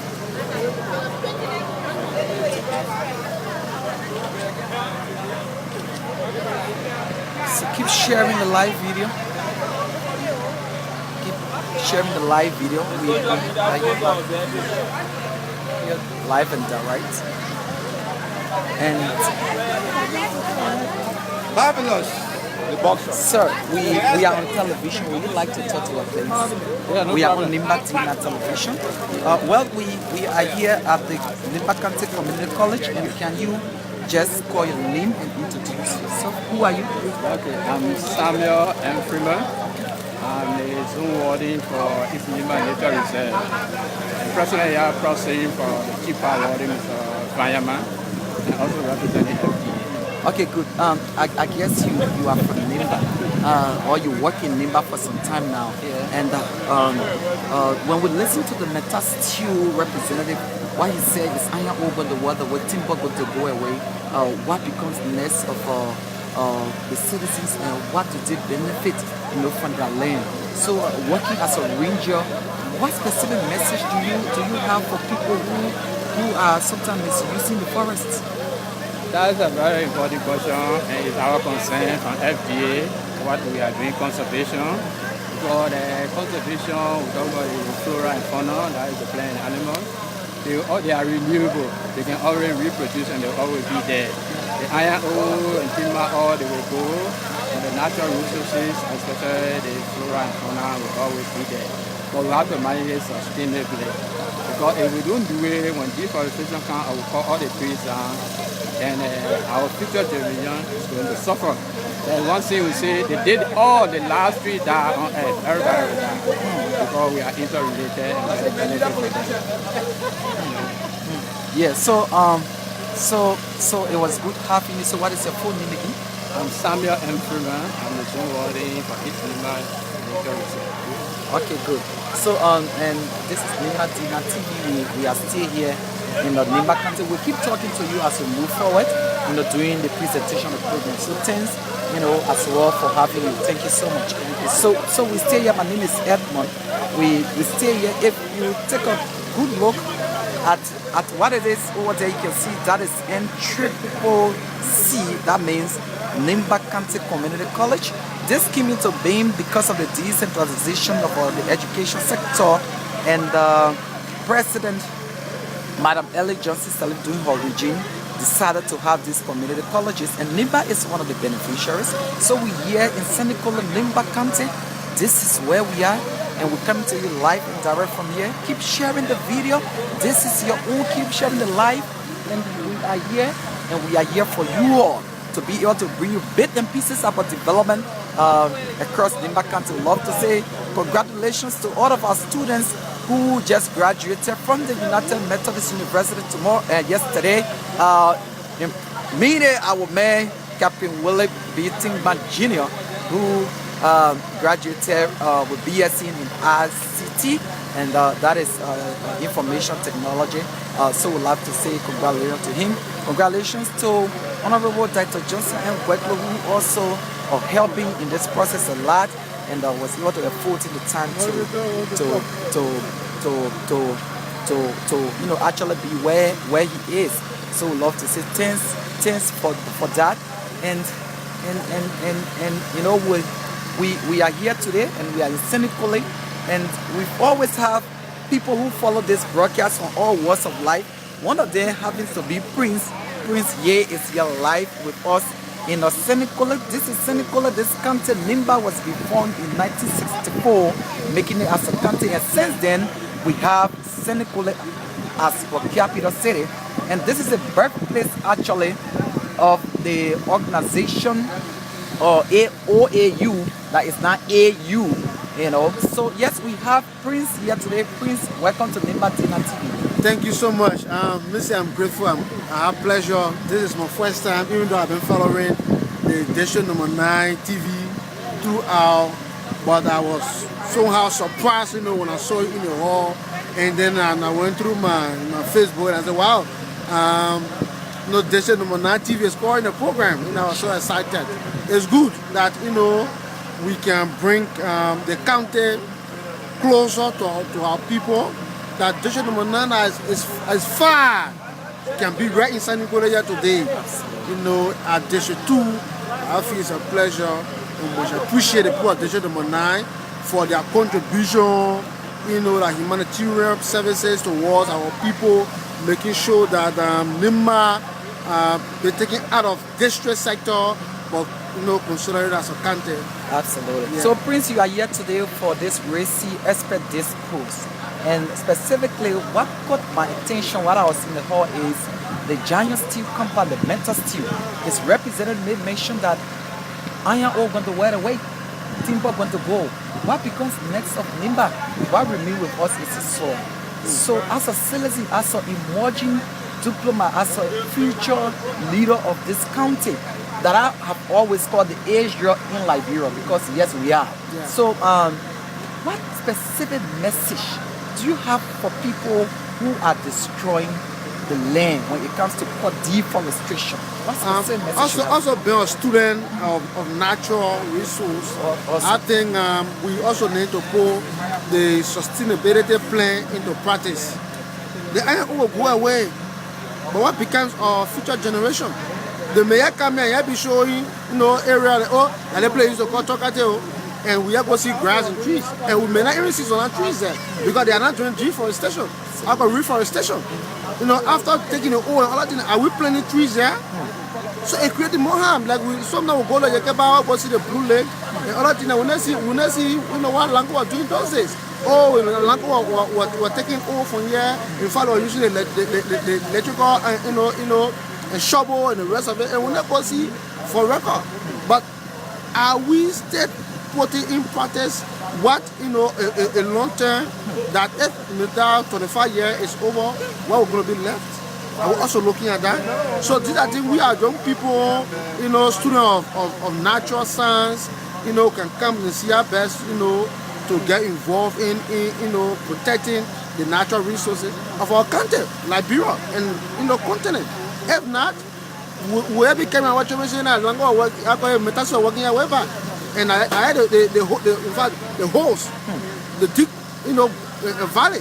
We're going to be showing to them, and we have excellence to show that yes, these are benefits that we get for the place at the end of the day. Okay, thank you so much, Prince. As we move on, we're going to be talking to you. Thank you. So we stay here at the Nimba County Community College. This is a beautiful place. If you have ever been in Nimba, this is a wonderful place, and you can make your way in Nimba. Have some time in Ganta, have some time in Sanniquella. Check it out. So, but we're here today with one of our honorables from Nimba, and we call them honorable because they are elders and they are wonderful people. They have knowledge that we can learn from. So can you just introduce yourself and give the full name and who you are? Thank you. My name is Logan Pila. I work for the Agricultural Relief Services, a local NGO you specifically in agriculture, and this area that we are discussing is one area that we are also contributing to the conservation of our forests in Nimba. So we are equally so financed by the Sanniquella group. That's what we are doing. So it's a good thing for us. Wonderful. Sir, you are most welcome to Nimba D9 TV. Yes. This is a premium TV for all of us Nimbayans and for the world over. As you speak, we have thousands of people watching you from all walks of life. They're happy to see you. Some of them are your children. Some of the people are people that you nurture. Some of them are your nephews and uncles from all over the world. So now that we are talking about, the issue about the forest, the issue about reserves, and the issue about agriculture, something that caught my attention while we were in the hall is the giant steel compound, the metal steel. They are representative that was in the hall. The first comment he made was that the iron ore going to wear away and the timber is going to go. What becomes next? So as a veteran in this field, what comes next for Nimba? Let me say thank you first to God for giving us this beautiful land of Nimba, and also for the existence of Sanniquella in the area. It's true that very soon the iron ore will be depleted. Nimba before that was there, that Lanco started on, they got exhausted before they went to Motokate, now to Montangra. And eventually, all those resources will wear away. But the land will remain. The people of this country will remain. They have to live. So, indeed, I'm saying thanks to Sanniquella because they are contributing towards the process of conserving the land. Yes, indeed, we're doing shifting cultivation, we're doing mining, we're doing logging, but the soil needs to be maintained. Soil is life. The life that it gives to our plant, that what gives to us to eat. So we all, not one person, not few people, the entire Nimba citizen must think of preserving our land. That's the only way we will survive tomorrow. Some of the animals we don't see today existed before, but because we could not conserve them, protect them, they are now extinct. And I'm afraid that if we don't put the proper mechanism into place, most of our indigenous species of animals that are staying in the forest will be lost. So we all need to work together. The time is not on our side. We need to be very strong, committed to conserving our natural resources. So when we're talking about conserving our natural resources, is it only related to the Nimba Montuka Demo, or is we talking about the entire Nimba area that's starting from Doru, that when you go even to Doru, some of the logging companies will just, cut down the logs and just leave them there and then they just get decayed. Are we talking about the entire Nimba? I'm talking about the entire land space of Nimba County. It's not only Nimba here. It's all the way to Yawin Mensno, to Doru, all the way to Bucho, all over. If we don't do so, I'm afraid. You used to hear that even right now, there are some areas where we have the bush cow. You don't find in other parts of Nimba. There are areas that you can still find elephant. You don't find in other parts. As we destroy one area, they move to another place. And if we continue to do it, they will all run away from Liberia and go to other countries where forest is being conserved. So we have to be very, very mindful that the farming we're doing, the logging, uncontrollable logging that we are doing, because people just going around cutting wood and sometimes leaves on there get rotting. And the most regrettable thing is that some of them cutting the woods without return to the citizens of Nimba County. This is not correct. If our resources are going, we need to replenish them. We need to find a way out that they will be sustainable. Now you ask the question right now, those logging companies, how many of them are replanting the logs that they are cutting, the trees that they are cutting? That means they will never be replaced. So they should claim the attention of our government officials, especially Forestry Development Authority and the Ministry of Agriculture, so they can put proper plans into place so that our forests can be maintained. Wonderful. So we are here with our elder, He's here with us right here at the Nimba County Community College, where RICCE, a local NGO, Liberian-owned NGO, has come to have an expert discourse, about finding solution to the problem of environmental degradation, food and nutritional insecurity, and rural poverty, enhancing the purple agenda. So we're happy that Professor Johnson and Gweklo can be able to be the brain behind Nimba Dina TV.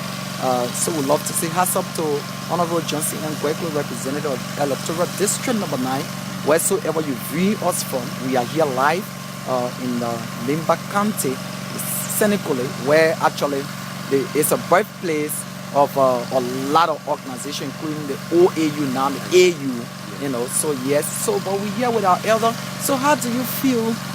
What word do you have for RICCE and those who would like to partnership with RICCE, that they can be able to do more, because they need more funding, to be able to carry out sensitization, because sometimes when people are not informed, they do not know what they're doing is wrong. They just feel that it's good. So what message do you have for the world? Well, RICCE and the Agricultural Relief Services are partners, because we implement the same conservation agriculture program with Aslameta support. We have a series of meetings, and we stay planning some more meetings. We collaborate together. We coordinate our activities, and it's very important that the funding coming to this program for it to be increased, because yes, we are talking to students, but nowadays students are not farmers. The real group of farmers are out there in the communities, and they need to be trained, not only in the affected communities or in the mining area, but all across Nimba. So we are appealing to Aslameta to add on to whatsoever they've been giving us, so we can reach to more farmers and more citizens of Nimba. Thank you, sir. It was good having you. Your name again? Thank you very much. My name is Logan Pila. Okay, sir. Thanks so much. Yeah. And we stay here. We're going into the hall now, where there is another panelist already on the stage. So we're going to the hall, and we're going to capture that. So welcome back to Nimba Dina TV. Thanks for joining us to all of our people. Live and direct from the County Community College. Thanks for joining us once more. So much is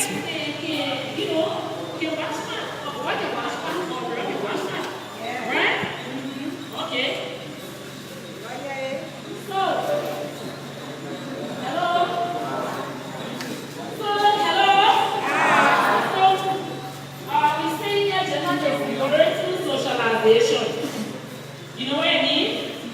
Because we are one eyes open and what people say, right? I'm not supposed to do their work. I'm not supposed to do their work. So finding that socialize us to think certain ways and to think that certain things is correct, and whereby it is not correct. It is not started for those to respond to changes in the social, political, and cultural environment. People are born female or male, that is their sex, right? The biological makeup. They learn how to be boys and girls, and they become women and men. Yes, of course. We grow from the stages of boy and girl to men and women, right? Doing those things that society say we should do. They become a burden to us because we feel that what the people say, and because of what they say, some of the proper thing to do. It is not always the proper thing. So you know, reflect on what it means to be a boy or a girl, woman, nowadays, whenever I have a jury, you can't afford them to check their test. They don't say, I don't think comfortable. I mean, coaching my test to be, they don't say, right? Huh?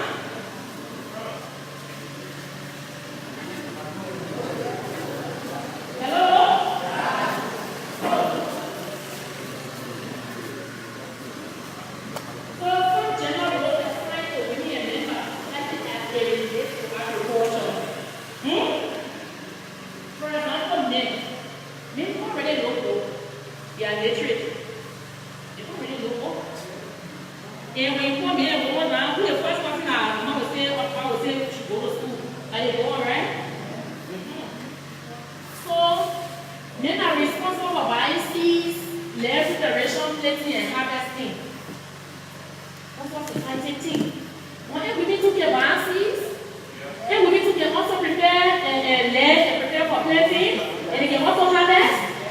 So why should society limit us? Again, we go back to that definition of gender because that's what society say. So that what we doing, every one of us doing, and I leave myself up, and we think that the proper thing to do. So men and families have limited means of transportation and too little income for public transportation. Women experience the same problem. So for example, you make a very big farm, but then time to carry your produce to the market, you don't have that kind of money. You can't afford to pay transportation to carry that goods, right? And you right over there and get rotting. Because for example, look at the road. And then you see somebody selling quick that they not labor for the not tour, they sell not labor for 10 for 5. And we happily buying it. Not because they won't sell it like that, but because of limited resources for them to take those produce to the market. Richard? Okay, so women are mostly illiterate. Hello? Plenty women no go. Oh my one in the room. Allah? Even what now, all the way we pushing women in farming still, the ratio of educated men to women, maybe it will just be a low more. Because plenty of girls now won't go to school or have started going to school. So on the farm, when it comes to agriculture, they will say women are responsible for weeding grass. Women can also brush. She can fetch water. They can have it in the market. They put a go on the farm and you get it. They say, send it a cado do what?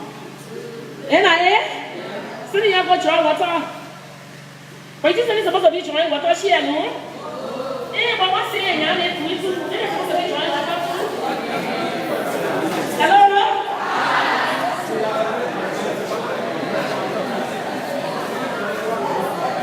Am I making sense here? Are you attending? Okay. Hello? So they shouldn't be like that. Not to say you are going to draw water. They will not ready to say back or man, say you when you get married to say you dare over water. See to get something over water, right? Alright. Hello? It will say what the water, it will not be raising when you find that he want water. And the conversation we're keeping, I'm not being disrespectful to the men. I'm just saying what the reality is, especially as it relates to our society, right? Okay. I'm balancing it.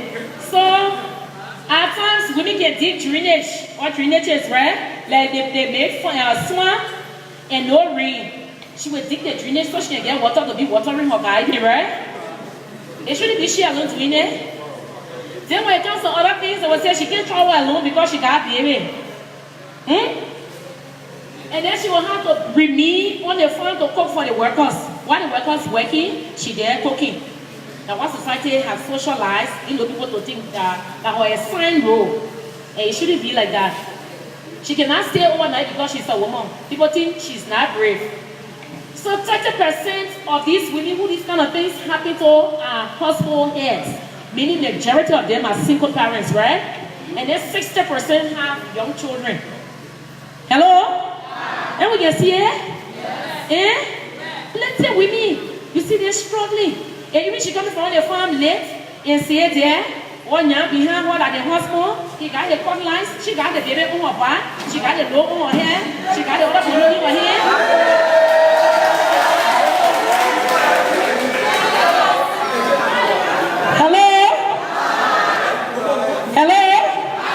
Can we have one meeting, please? Your thing is supposed to be there now for phone. Our time's phone pregnant. Then she got another baby that 1 year. Hello? So I'm balancing the conversation, right? We're talking about gender roles in the individuation of property and how we can mainstream gender into agriculture. And the key roles that women are supposed to play, right? So like I say again, we want no disrespect to the good men in this room.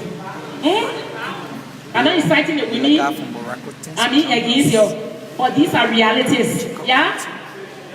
So 60% have young children. And the true majority of the smallholder farmers that you will find around are single mothers, struggling mothers. They got those babies when they got those children. And I mean, because all their feet now split from doing hard work, she's so stressed. So say when leave her, he will go look for sweet 16. So it shouldn't be like that, right? Hello? Any question? All right. Okay. Hello? All right. So we're coming to what should be taken into account when it comes to gender, food security, and nutrition. What are some of the things that should be taken into consideration? Agricultural investment should take into account the specific needs of both men and women, bringing in mind that investment in land and other natural resources have impact on women's food security. So if you empower the man, you leave the woman on, I mean she will not really be able to farm to preserve some of the food for the next time. So for example, if you give it seeds here, give it to both men and women, yeah? Moreover, agricultural investment plans, policies, and programs should be designed so that women and men have equal access to program services and operations. Being aware of women and men commitments to household economics and recognizing the different roles and responsibilities. So men and women got different roles and responsibilities, especially when it comes to the home, right? Everybody got their assigned roles. Yeah? So Jaha, you will take care of the male farmers, you should also be able to take care of the women farmers that are so that because it will also help to alleviate poverty when you empower them. So smallholder women farmers should be prioritized in agricultural programming to foster equity. So I define equity already. Meaning fairness, impartiality, justice. Don't say because she woman, so we gave her limited seeds. Or last time we gave her the seeds didn't come up good. Now John Brown won't come up good, but she's not afford. Yeah. So she shouldn't be marginalized. She shouldn't be treated anyhow. Because he gave her seeds and she put it in the soil and it didn't come out the way he expected. And because of our different roles and responsibilities as men and women, maybe the stress she had to take care of the family. So at that point in time, she couldn't go to her guide or her farm to look after and she couldn't drive birds. So the crops, all the seeds remained there, the birds came, the pigs, the few that left there. In fact, she was so stressed, all the thorns, she couldn't remove all of the thorns or the dry trees, the sticks sitting there. So when the crops are growing, the thorn and everything strangulated the crops, so she never had good harvest. She's not responsible, maybe she's stressed. So we should balance the conversation. She shouldn't always be blamed, right? Please go back, Richard, for the previous slide. All right. While taking into consideration the specific food and nutrition needs of women, men, and children. Because, I mean, if you marginalize smallholder farmers who are mostly poor women, it will cause problems. The children or their families won't be nourished. Because why? What they grow is what they eat. They can't afford $3,000 a year myself to go to buy rice. No.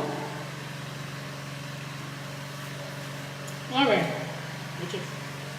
So, will the inclusion of women to agriculture alleviate poverty in Liberia? I said yes, it will. So women are crucial. In what sense? We simply cannot end poverty in Liberia if we don't invest in women, and not just because of their hugely important role as mothers and smallholder farmers. Women are critical to food and nutrition security due to the many important and countless roles they play in agriculture in the communities as workers and as producers. There's no way of making farm here in the absence of a woman, or a woman contributing. She has a role to play. Hello? She has a role to play. I know plenty men who can cook. Otherwise, they take their food right here, they line up right here. They will call her, Sarah, please cook my food for me. Hello? So, it is important that society recognize the multiple roles that women play in order to alleviate poverty as it relates to agriculture.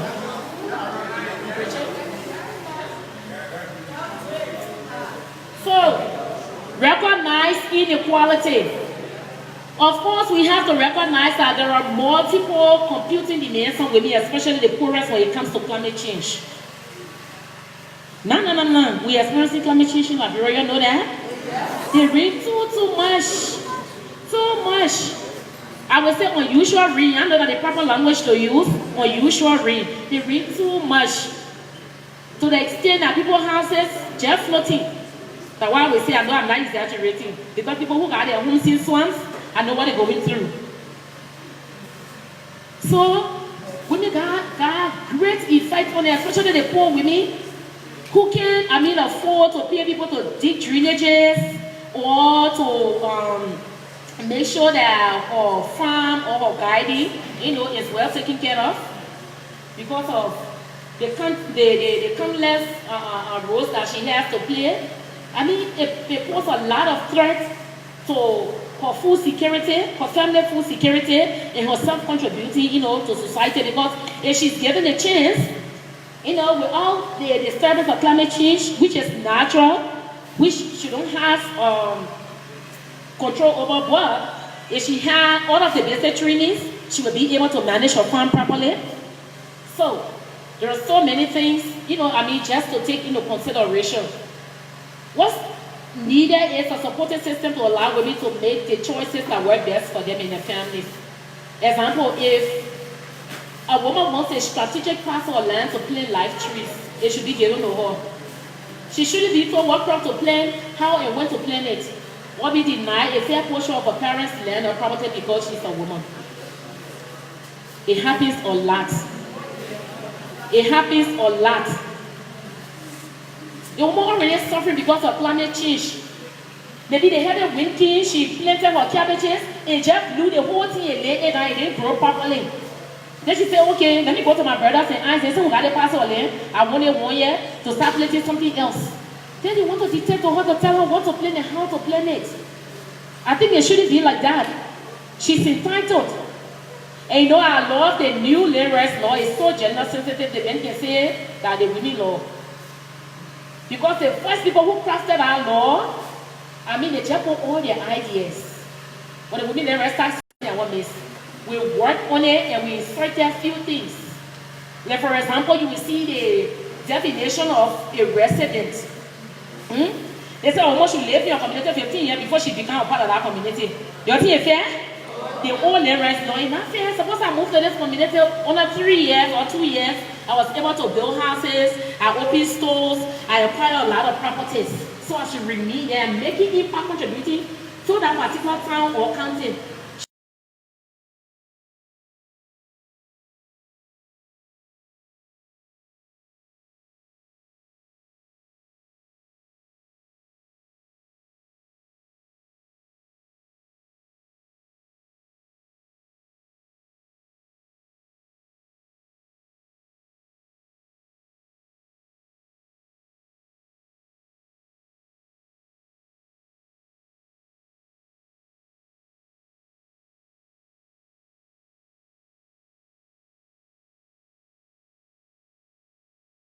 I learned from her, and because she ain't got no money to go for a case, she will sit down.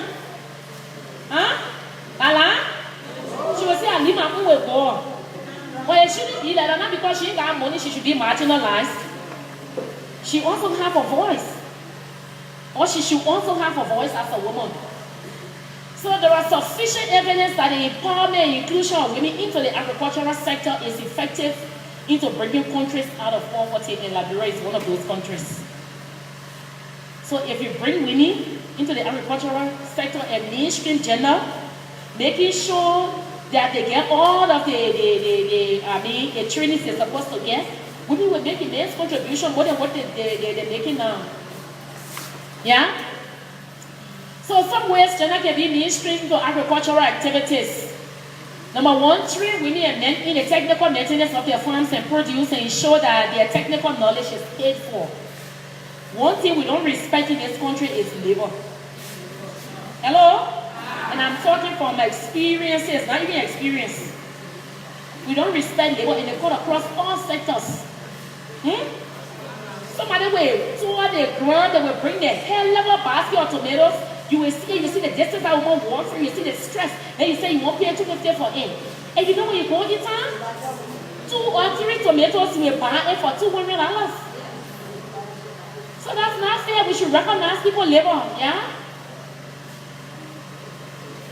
And so provide men and women equal space to express challenges that they are faced with, and this will increase their productivity. When you give people the opportunity to express themselves, to say what challenges they're going through, they become productive, right? Provide equal funding or credit to poor women and men farmers. So don't say because we gave her 3 bags of seed rice last year, the rice didn't come up so this year, we can't give it to her, we can't credit her. Maybe she didn't pay that loan that she took because she had challenges. I agree. I mean, some people can be donkey, but that's not the thing. We shouldn't judge people, because somebody said this, or based on what we saw.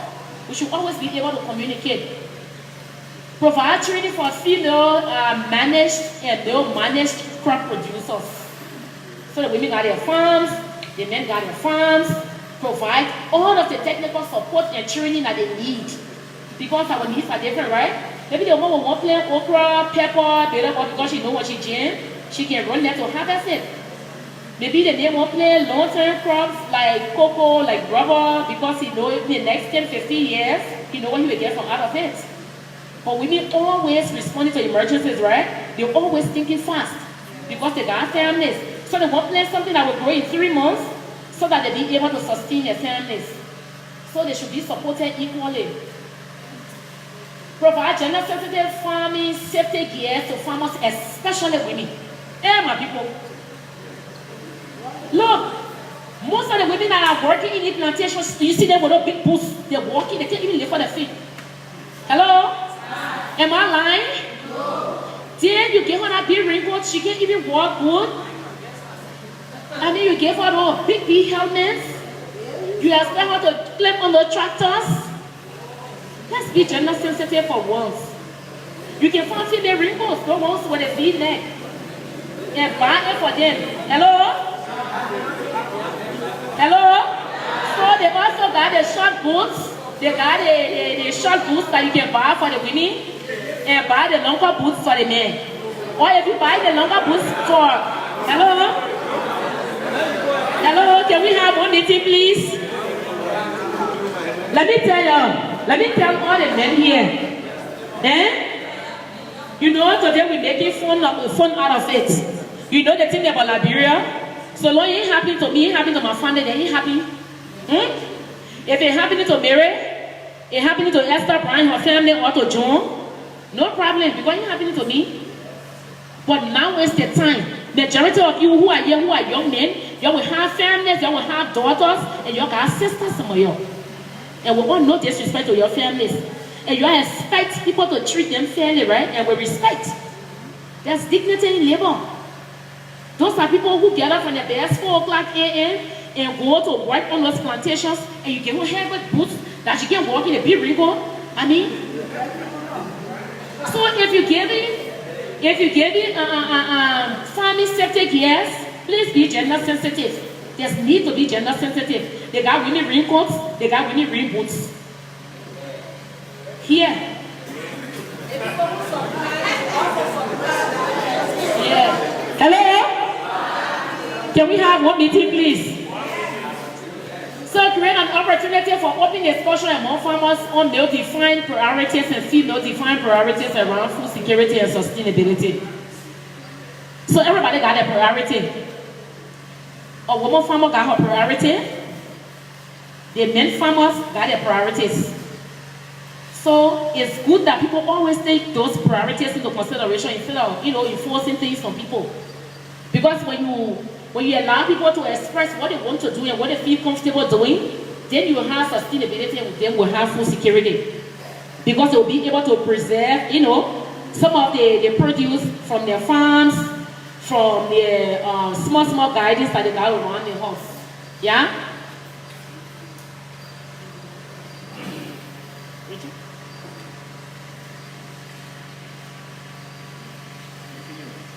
No.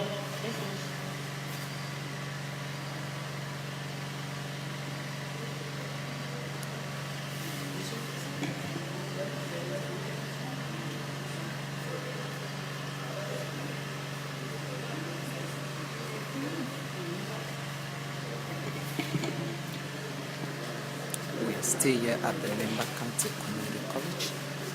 RICCE is our real NGO. We have called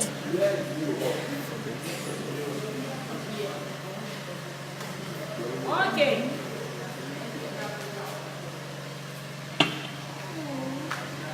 So the other slide says 3, I meant to say women, 3 the women on how they can fully manage the produce from their farms in order to contribute to food security and immediate poverty in Liberia. Richard. So, there's this renowned philosopher and journalist who once wrote, he said we are the first generation of people who do really know what the cure for poverty is. It eluded people for a long, long time. And the cure for poverty has a name. In fact, it's called empowerment of women. And I love this in scripture so much. So when you empower women farmers, I mean, you will get a whole breed of people that will bring, changes to the agricultural sector. It shouldn't just be, certain group of people doing one thing over and over, but what can we do differently? What can we do differently, Richard? So I just want to stop here to say thank you and say thank you very much. I will now entertain questions. I will now entertain comments.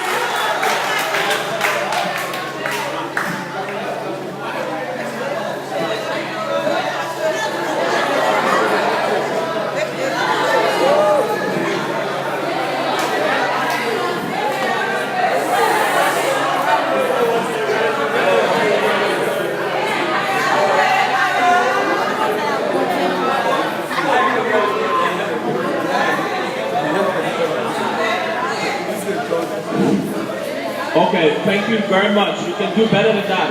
You can do better than that. I applaud you to do better than that. Thank you. Thank you. Thank you very much. Thank you for the presenter, expert on gender. Let's summarize what we just went through. She came up on stage and she talked to us about gender responsive investment and contribution of women within the agricultural sector. She talked about the role of women in agriculture, sustainable agriculture. She talked about women being marginalized by males in the land, especially farming land, spaces available to women. They were restricted, and she called that women farming rights be open, not just restricting the farmland to men alone. She talked about gender.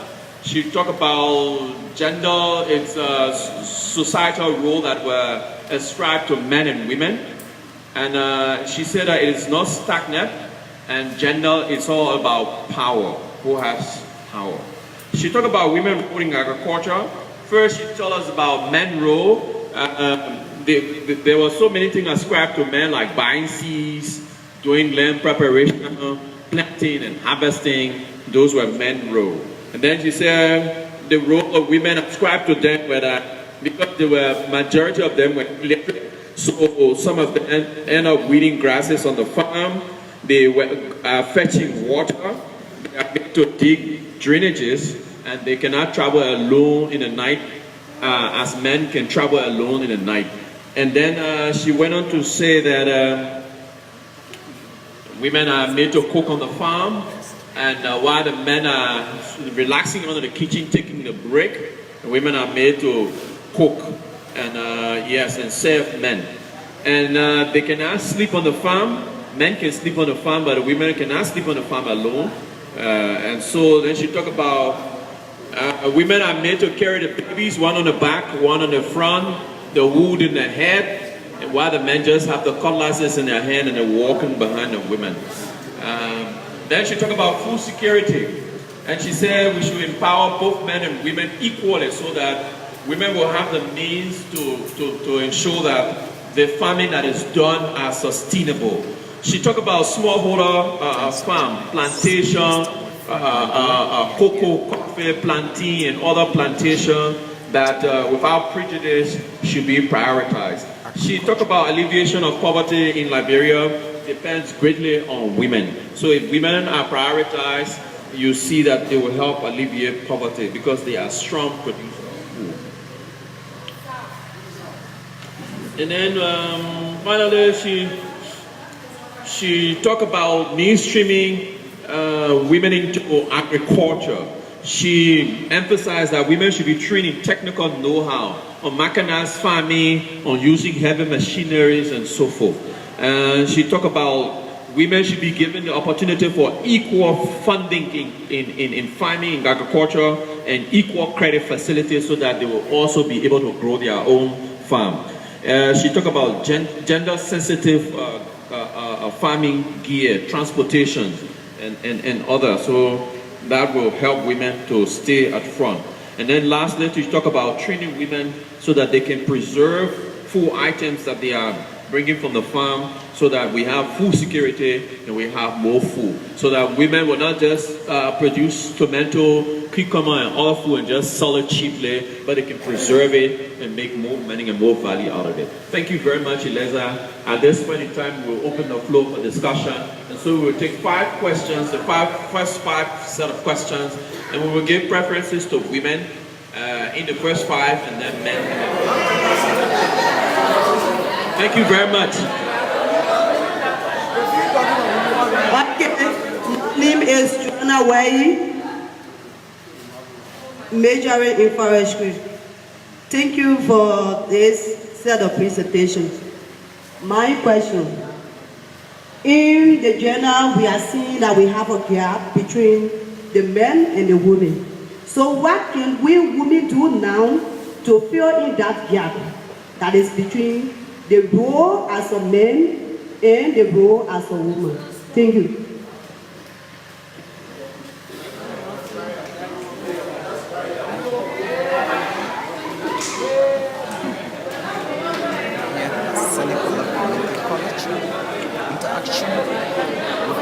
Thank you very much. Once again, my name is Mabi Bala from the Natural Resource Management Program.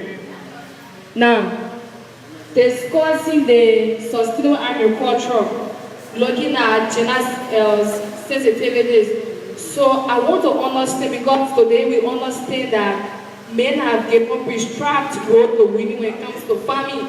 They have the responsibility given that they are responsible to thresh, to pray, and the rest of the work is being left to women. So I don't know when it comes to sustainable farming, for equal labor distribution, what's the recommendation or the mechanism that needs to be put in place so that women cannot be marginalized when it comes to farming too?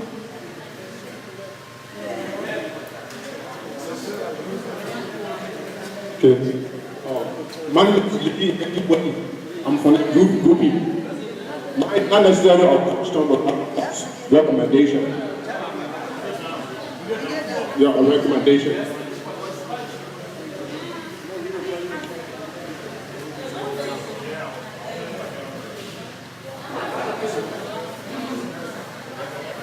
Thank you. My name is Prince Ye, and my question I have to do with this is a further thing to our presenter for session, point presentation. But you said in your presentation that women and men are not equal. Yes, because when you talk about providing different, real food for the woman, and the men should use different real food, and you're talking about gender equality. How can we differentiate that? Can we change it from gender equality to women equality? Because now you want to get some level of special presentation for the women. What can we do?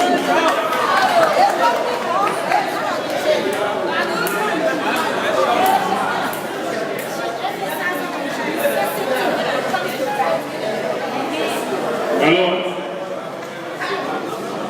Well, my name is Julius Gontor, student of this community college, majoring in forestry.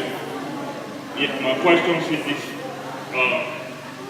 you sell a lot of things about gender, and according to gender equality, it says that men and women are equal, have equal rights and equal roles. So, therefore, my question, are you saying that men and women are equal in doing everything?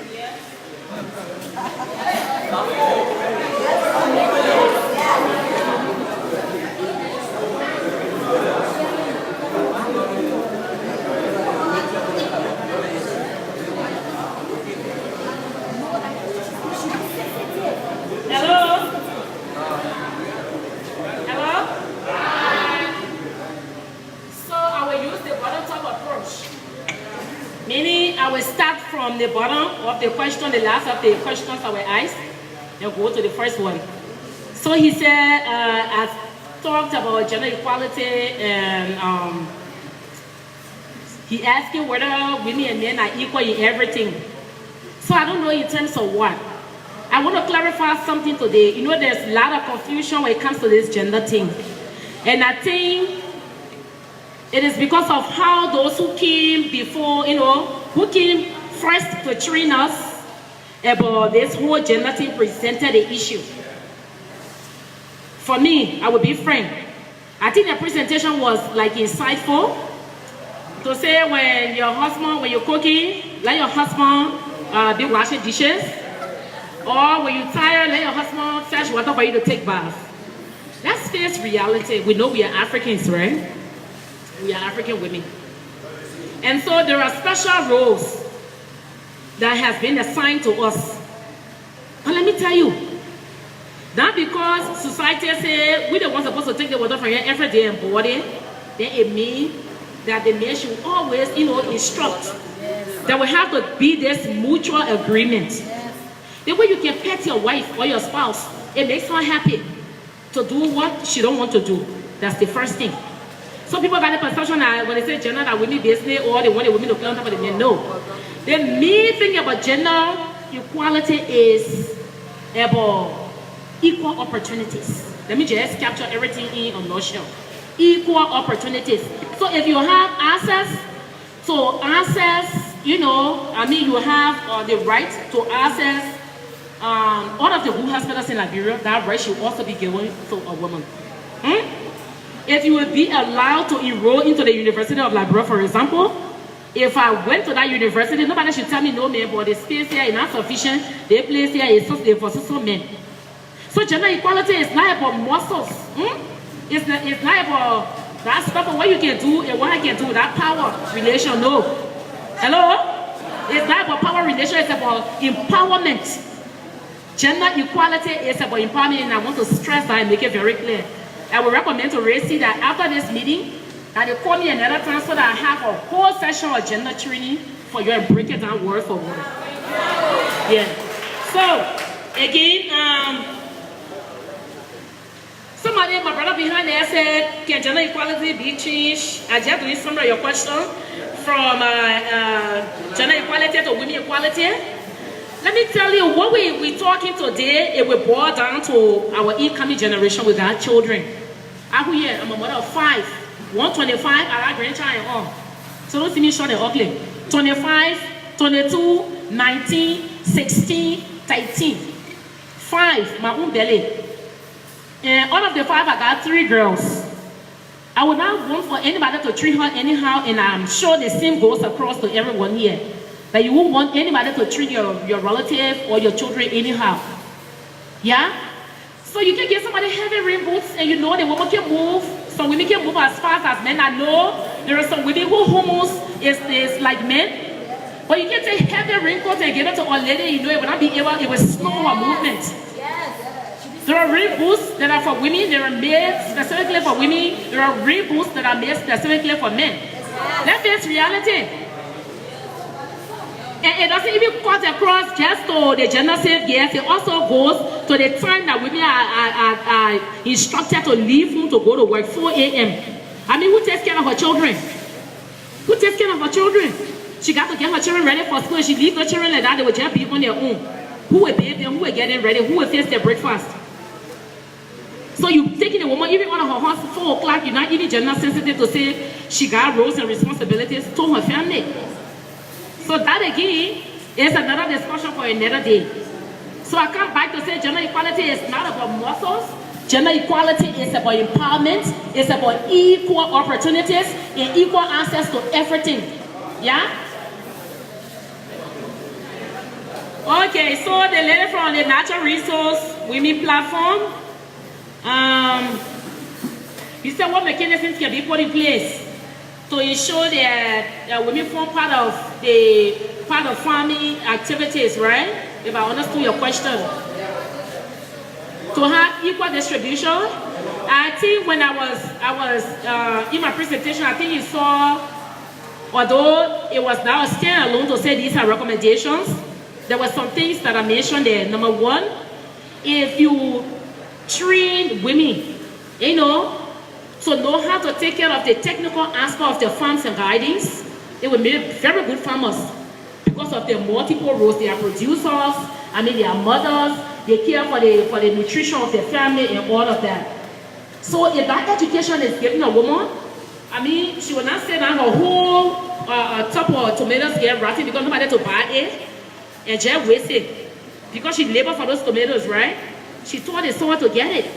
She will be able, with that knowledge, she will be able to do something to preserve, all of her crops, and she will get money out of those things that will be able to sustain she and her family. But because of lack of knowledge, there are several things that are happening. So I indirectly recommended that women should also be trained. Women farmers and male farmers should be trained in order to have that technical knowledge to be able to cultivate their farms for sustainability purposes. And then somebody said there's gap between men and women. What can be done to fill those gaps? And I also said it with knowledge. Knowledge is power. When you empower a woman, you give her access to information, you give her access to that free flow of communication.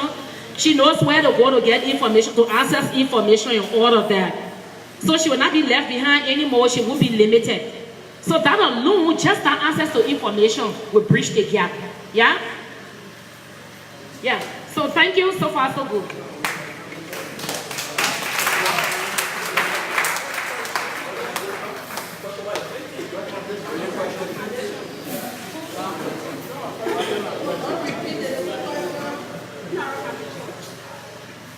Well, says this, thank you very much for a beautiful presentation. For what all you explained today about gender, my recommendation is it should go across the rural community because they are not educated. For what you say here, the woman is pregnant, then she has another child on her back, then she has a load on her head. And then, when they make her cock walking, not helping the woman. So I recommend the education should go across the rural community.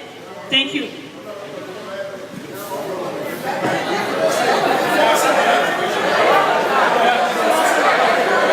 here at the Nimba County Community College. Nimba TV is coming to you live and direct from here.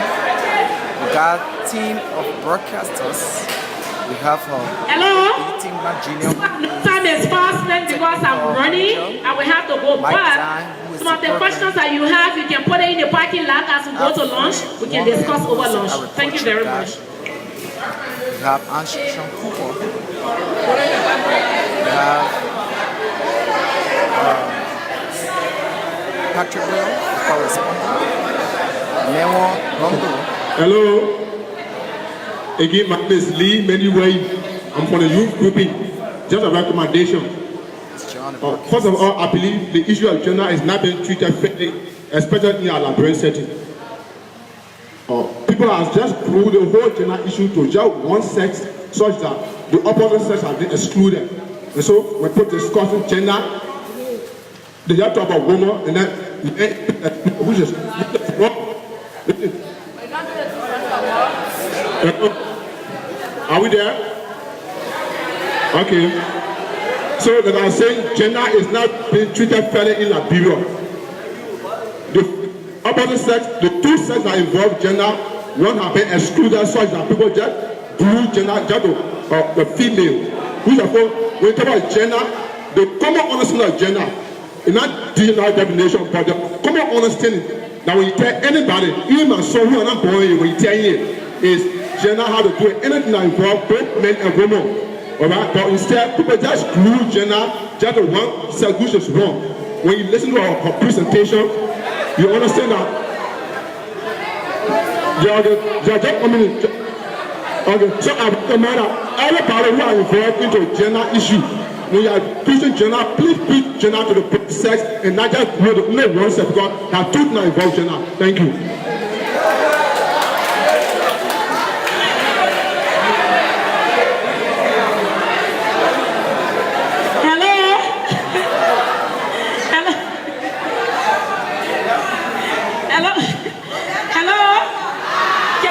Meeting, please. So I don't know in terms of what when he said you're focusing on one side of the gender, because if you're truthful, the presentation that I did here called across, right? I said both men and women. Hello, you're with man. There were only few, specifics, meaning few specific things relating to women that are really stressed. But my presentation went to the both sexes, if you can say the truth. But anyway, we're not going to argue that. I know where your frustration is coming from. We started keeping that conversation already. Because we did some analysis the other day, we said maybe 5-10 years from now, the majority of the girls will be educated, they will be PhD holders, and the boys will be left behind. So,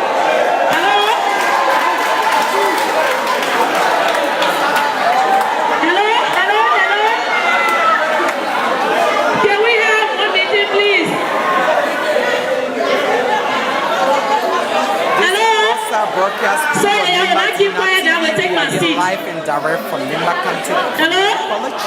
So I know where your frustration coming from. We were doing analysis. Hello? We were doing analysis of the paper riders. Just how the girls got potential. Some of the girls got potential. The paper riders, some of them got potential.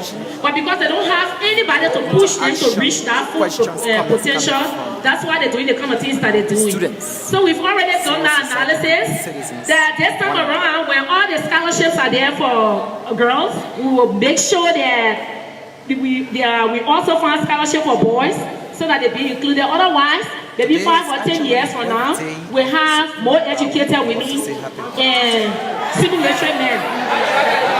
Hello? From electoral district number 9 in Nimba County, all those on our platforms. Hello? Hello? Yeah, let's go back to Salome. Are we students? Are we students? Okay. I think we have come here to listen to our experts. Those are experts that work on this topic, right? They work in this field for a very long time. They've done a lot of research. What she's telling you is based on research, right? If you look around us today, even the motorcyclists in Liberia, how many females do you find around there? Do you see many females? So the research is the analysis she's telling about. If you look at it critically, you know that there's a strong possibility, right? That it will not also target the boys. There's a likelihood that few years from now, we'll have more problems with our boys than the rest. Because majority are taking quick money, paper writing, and they are not going to school. But the other thing I wanted to say is that the reason why the issue of women gender, because gender equality, like we said, is not just women. Gender has to do with even the people with disability. But the reason why key attention is being given to women is because they have been marginalized over the years. Some of us here know that our mothers got married at the age of 3 years.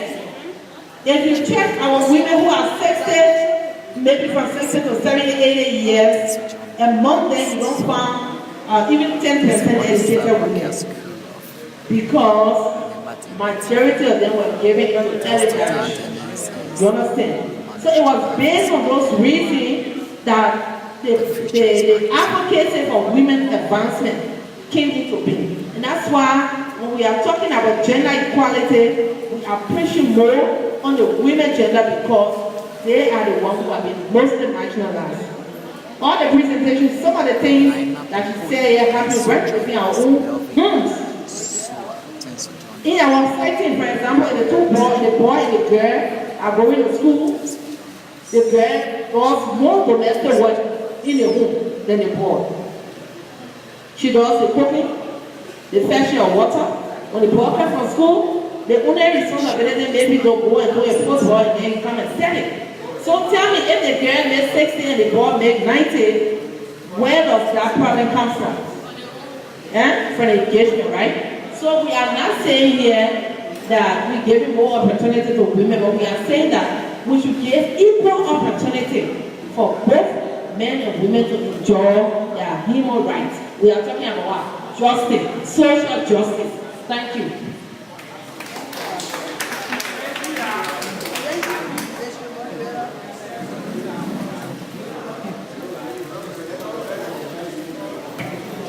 So we will take, without delay, you can do better than that. One round of applause. Thank you. Without delay, we will take our chair presenter, Dr. Kofa. I like to call him Sam. That's the NGO. Is the manager. Thank you very much. She has just joined us. We are coming to you live from Sanniquella. Spread yourself a little bit. Yeah. And I want 1 minute of silence. Only 1 minute of silence. I want you, ladies and gentlemen, to do, and I'll explain to you why. So I'm counting down the seconds. Anytime I say be seated, you can sit. So I'm counting the seconds now. I think it's about a minute now. Please be seated. Now, the reason why I asked for you to have a silent is actually a silent prayer. And that prayer is about something that is happening in our country. Our local knowledge systems are dying out. And it has a significant role to play on our life as a nation. A country that has no culture is dead. And our culture is rooted into our indigenous knowledge systems. And that's why I'm saying that we'll have a silent prayer for us to recognize how a dying nation we are becoming because of our dying culture. If you go in Moravia today, you will find some caves called Songo. I don't know why you know that Songo or something. These are caves that were formed by some mothers and fathers, their children that they loved. They are now in the streets. Some years back, when our local knowledge systems were alive and vibrant, we never had people like that in the streets. Their presence in the streets today is a strong testimony to the dying culture we have because of the dying indigenous knowledge systems we have. So I'm going to talk to you briefly on indigenous knowledge systems, what they are, what they can do, what they mean, and recommend certain actions. Now, so I'll ask my colleague to move to the next slide. I will begin with definitions. Well, please don't be bothered. Don't think that I think that you don't know this meaning. Don't think that way. The only reason I want to go through these definitions is that if I'm talking to people, if I'm talking to you, I want to be understood. Now, words mean different things to different people. And the meaning can change with circumstances and time. And therefore, I need to define the terms that I'm going to use so that we will be on the same page, ladies and gentlemen. And so I talk about indigenous or local knowledge systems. They are systems. They are systems. Now, it's clear that a set of perceptions, information, and practices that guide local community members about how best to use their local natural resources, both cultural and environmental. Next. Environment. What's the environment? It's clear there. The sum total of surroundings, including organisms and natural forces, which provide conditions for development and growth, as well as danger and damage. In your environment, you have forces that can damage you, that can make you grow, that can make you prosper. And there can be living things and dead things in your surroundings. Next. We have sustainability. What is sustainability? We've heard a lot about sustainability. And let me tell you give you a brief historical background of where the word sustainability comes from. 1703, that word was coined by a German miner, somebody who's digging gold and so forth, a miner. 1703, he was concerned about where to get trees from, logs, because at that time, mining was demanding a lot of wood to prop up the mine's porch. So this mining man was concerned, how do I get enough wood so that I can get my gold? So he was concerned about sustaining the amount of wood he could get to sustain his mining. 1703 is where that word came from, and forestry borrowed it in what we call sustained yield. And now it becomes a global word now, sustainability. As I speak, I give you the brief historical background. I'm sure you are reading the sustainability. I didn't know to go over it anymore. Next. Then we have culture. Culture, an embodiment of the values, beliefs, systems, languages, communication, and practices that people share in common and can be used to define them as a collective. How you bury your dead, how you weep when people die, how you speak to your parents, how you quote your girlfriends, how you talk to your elderly people, all are part of your culture. And so, we're saying that, you see, language is how you communicate your culture. What I am, I pass on to you by speaking to you. Next. Now, definition continue. Environmental sustainability. Well, we have a colleague here who talked about environmental sustainability, and I think I need to repeat, but it's very clear there. Responsible interaction. The key word here is responsible. Being responsible. Okay? Responsible interaction with the environment. You know what environment is? That avoids depletion or degradation of natural resources and allow for long-term environmental quality. Now, if you can do all of these, then you have a sustainable environment. Remember, your environment is the forces and resources around you. If you can sustain your environment, it means that you can sustain your life. Is there any question about that? Now, poverty, food security. Well, we heard about food security repeatedly, so I need not to repeat the coin. Next is the poverty. It says being destitute of the basic necessities of life that include clothes, food, health, and shelter. Poverty, ladies and gentlemen, it said being destitute, the lack of. So poverty contains negativity. It means you don't have. But do you think that the definition for poverty here applies for Liberia? I don't think so. It's not being destitute of the basic necessities of life. We have diamonds, we have gold, we have forests, we have animals, and yet we are the poorest in Africa today. Now, can you look at the definition of poverty and ask yourself about what is happening in my country, where I have all these things and I'm begging for money? Next, natural resources. Natural resources.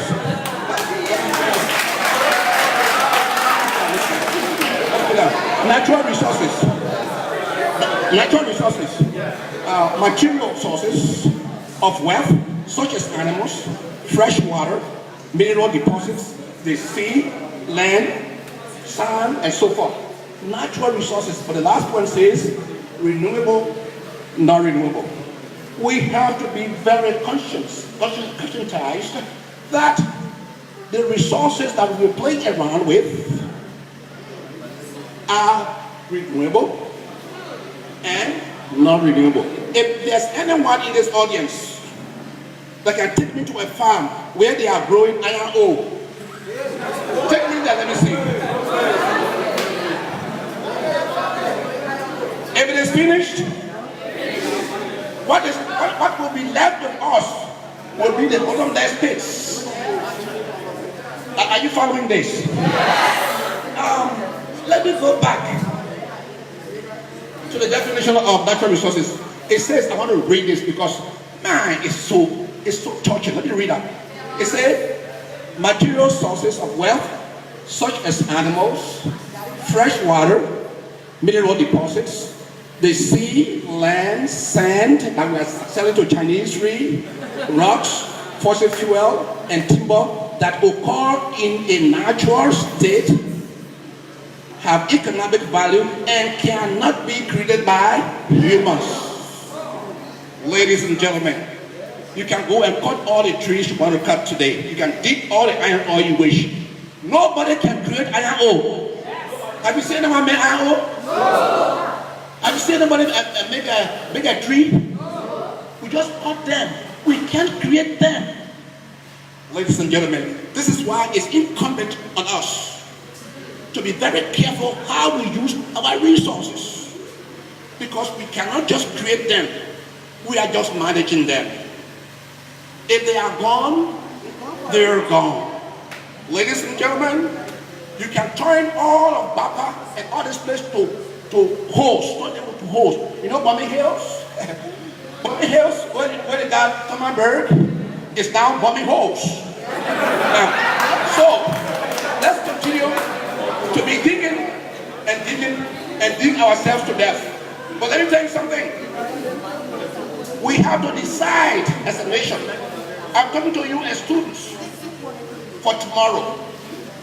And I'm talking to you as tomorrow's guidance for this nation's resources. You may not have the opportunity to get to where I've been. You can get to where I am. And so I'm putting it in front of you right now that it is incumbent on you to decide where you want these nations to go. It is about time that we ask ourselves about the resources we have, whether we are using those resources sustainably and for the benefit of our people. If you go to Sino, because I'm a fucking crewman, sorry for that language.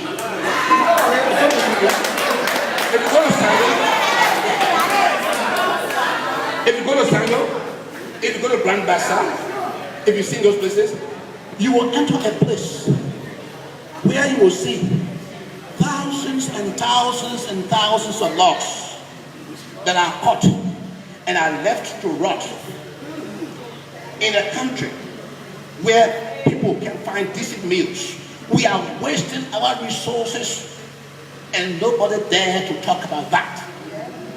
And then we build schools and send students to school to learn forestry and agriculture, and yet we send oil palm plantations to plant oil palm all over the place. Where will the agriculture students go? You send people to cut down all the forest, cut everything. Where are the foresters going? Now you just think about it. Next.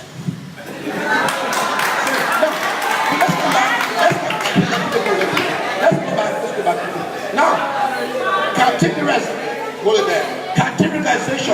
categorization of global local knowledge systems. We're talking about knowledge system now. We see the definition now. We're coming to local knowledge systems. What are they? Anywhere in the world, there are only two knowledge systems. The formal knowledge system that scientists use, modern scientific knowledge, and they write books and journals, and so forth. Now that kind of knowledge is codified, it's structured, and it's written. It's also defended and protected by national international law. And that kind of knowledge also is well suitable to developing scientific universals. I will explain that are generalizable. across a wide range of situations. Scientific knowledge can be codified, can be written. Scientific knowledge can be protected by law. If you wrote a paper and sent it to a journal, and I copy it, I plagiarize what you wrote, you can take me to court, you can go to jail for that. Because that knowledge is protected by law. Look at the last one. It is suited to developing generalities. Look, you can write something in a scientific research that can be applicable to so many places. Let's look at indigenous knowledge systems. Let's compare them. It's not a two system, indigenous and scientific knowledge. I'm not saying, never am I saying that traditional knowledge is not scientific. No, I'm not saying that at all. Please don't confuse science and this distinction, please. Your local knowledge can be scientific. How? Science is what? Is systematized knowledge accumulated to learn from. You can accumulate local knowledge and it become science. Let's not overlook our people's knowledge. So let me go back. Now, so we finish with the first one. Scientific knowledge. When we wrote those books, you go to those great universities. When I was in Canada, 2007, on a 2-week presentation on community forestry, I visited a library in Toronto, and I was shocked that the volume of publications that were stored in that library, I cannot countenance, I can't imagine thousands upon thousands of papers written over centuries in that building. And that knowledge is still being brought in. People are still learning. People are still writing theses in those universities. Those are what? Scientific knowledge systems. Local indigenous knowledge systems are found in communities, particularly peasants, farmers. And look at them. They often are oral. No, you're not going to a farmer to write and tell you, oh, look in this book, this is what we used to do, this is what. It's oral. It's never written. It's defended through norms and practices of traditional institutions. We got our own people, they got their own society. The society makes rules that certain information is not leaked to outsiders. Isn't so? Yes. So, tradition actually is the safety net of the indigenous knowledge system that I'm talking about right now.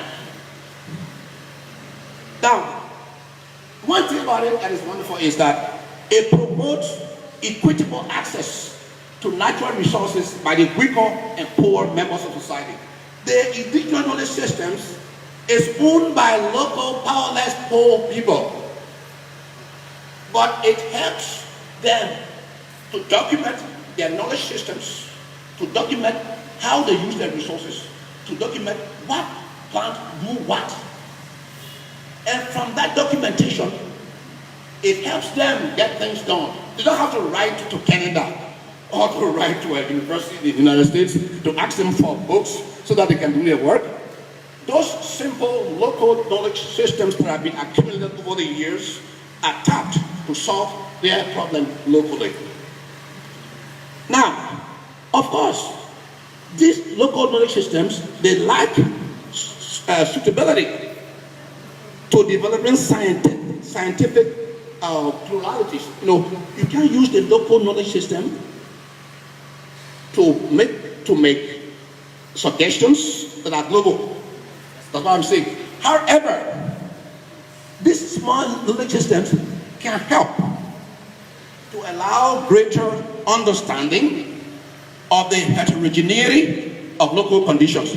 There is a lot of heterogeneity. There are a lot of differences in the little communities. Different people know different things about different plants and animals.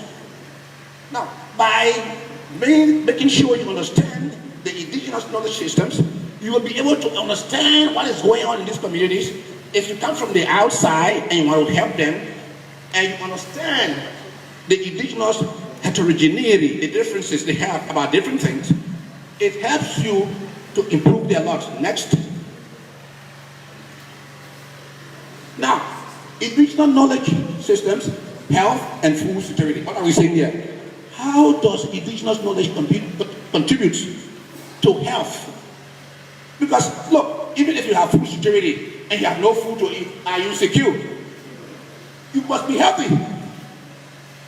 Health updates, security connects health as well. You can't be sick and say you are secure. Secure about what? You can have a lot of rice and you are sick, you can eat. Are you secure? So this, what we're going to see is to tell you what indigenous knowledge systems do when it comes to health and food security. Indigenous knowledge identifies the following. It can identify crops. Now, crops for food, watch out. Crops for food. What am I saying here? Crops are not necessarily food. Please understand that. Crops are not necessarily food. First, let me give you an example. If you go out to GVL and Sam Dhabi, and all of these guys that come and take our people land in the name of development, you will find out that if you go to LAC, where they plant the rubber plantations, they'll call it Liberian Agriculture, what? Liberian Agriculture Company. Liberian Agriculture what? Yeah, LAC. But what does LAC produce? It produces crop, which is rubber. How many people here ate rubber before they came here? Now, so it's a crop.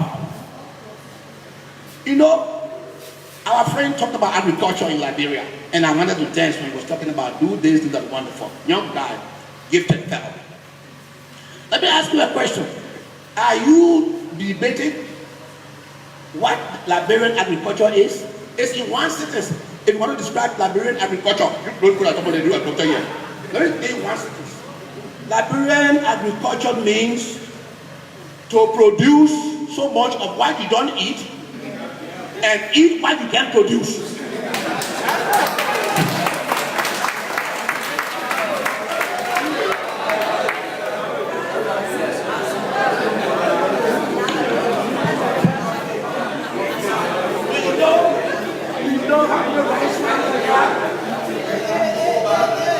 Do you know how many rice farms we have compared to Firestone?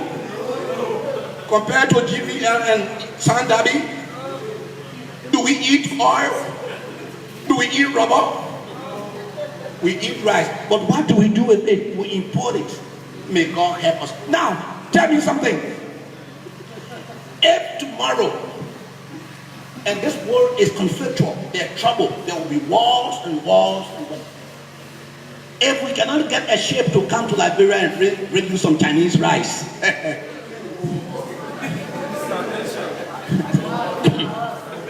that's the time we realize that we are secure when we talk about food.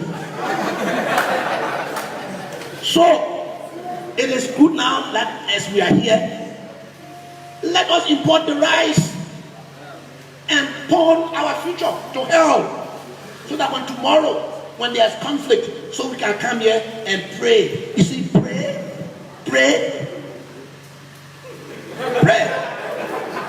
Now, it's that's the contribution of indigenous knowledge systems to food security and health. They got some crops that have spiritual values, some crops that repent, they are repentant, they repent insects. When they plant them and the insect smells them, it runs away. They put it out, they got the record, must land there in their brain. Look for books. Now, it says plants with the ability to protect people against snakes and other poisonous animals. I was somewhere in Tangol for Foya district. I was there to do some planning for them. And they took me to some villages where we saw those secret forests, Poro and Sandy forests. And, you know, I'm not a member of the society, so, you know, I can't go into those forests. But I really wish to have gone there to have a sense of what types of crops or trees they are growing and what kind of animals that are associated with those plants. Because you know what they are doing? They are protecting, they are conserving our forest without any $1 from World Bank. Are you here? Yes. I thought you were not here. Now, so the indigenous systems are protecting forests. And if they are protecting forests, remember, the plants and animals that we eat today, where did they come from? They were in the forest, wild. If our people have that knowledge and capacity to protect forests on their own and save the animals and plants, and they're contributing to our health, because some of the medicines, plants are medicinal plants.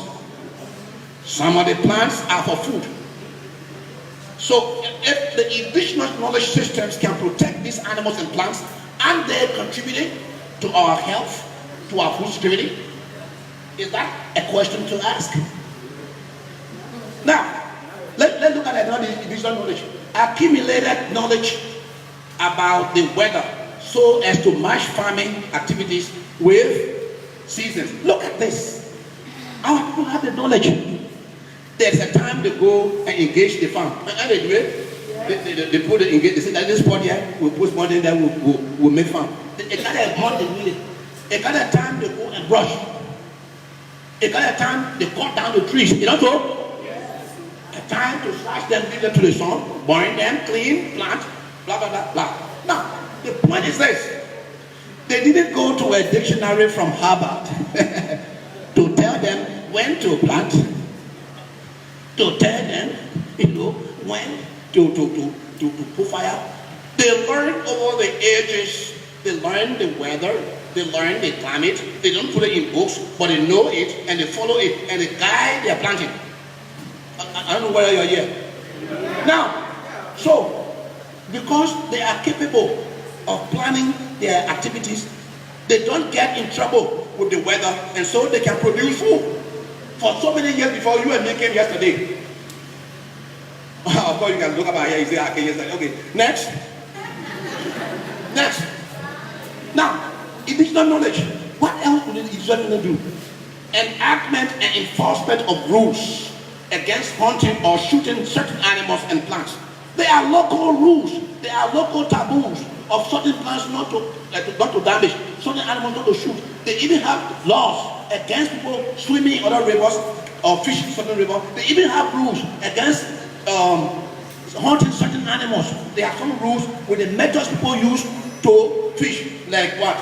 Saima. I don't know Saima. Or throw something in the water, then they feed that, then catch them. Or they put some kind of boundary in the middle of the pool, wall, and the water don't flow. Water don't flow down there, and they go there, they catch every little boy, girl, sister, mother. When the fish run away, they go under there, they go for it. Come out. They kill the boyfriend, the girlfriend, the father, the mother. You will not kind of fish again, my friend. Our people got rules against those kind of fishing practices. Next please. Conclusions. So that I'll get out of here. It's a conclusions. Indigenous knowledge systems support environmental sustainability by doing what? By protecting forested landscapes that capture and store atmospheric carbon. You know the forest, I'm sorry that in Liberia, our forestry is equated to logging. As soon as you have forestry, the next thing, you're already go log. I mean, already like that. Those of you that are in the school, you will spend maybe 4 years if you are smart enough to get a college degree in forestry. Do you have to take 4 years to learn how to cut down a tree? So then how can forestry be equivalent to logging? Who in his right mind would think that way? I spent my 4 young years at the university. If I name the years, some of you will drop there, so I won't do it. So I spent 4 years in Liberia. Then went out in the Philippines for a master's for 2 years. Went out in the Philippines and Japan, where I did my doctoral. And then I finished my doctoral in 1983. 1983. Some of you here, maybe your mothers of double set. That's not what I want to. So, now, the point I'm making is, all of these things I'm telling you are about forestry and natural resources. I took 21 years of my life in school, from high school to college to PhD and so forth. 21 years of studying in the gate. You have to take, how many years you take in Liberia to get high school? And at 12, you put 4 years to do college. Not 16. You take 5 years to get a PhD master, not 21. After that, I worked for 25 years around 15 countries in the world. If this woman will break my record, you will read it better. Before I came here yesterday. So, I have to spend all that time to cut trees down.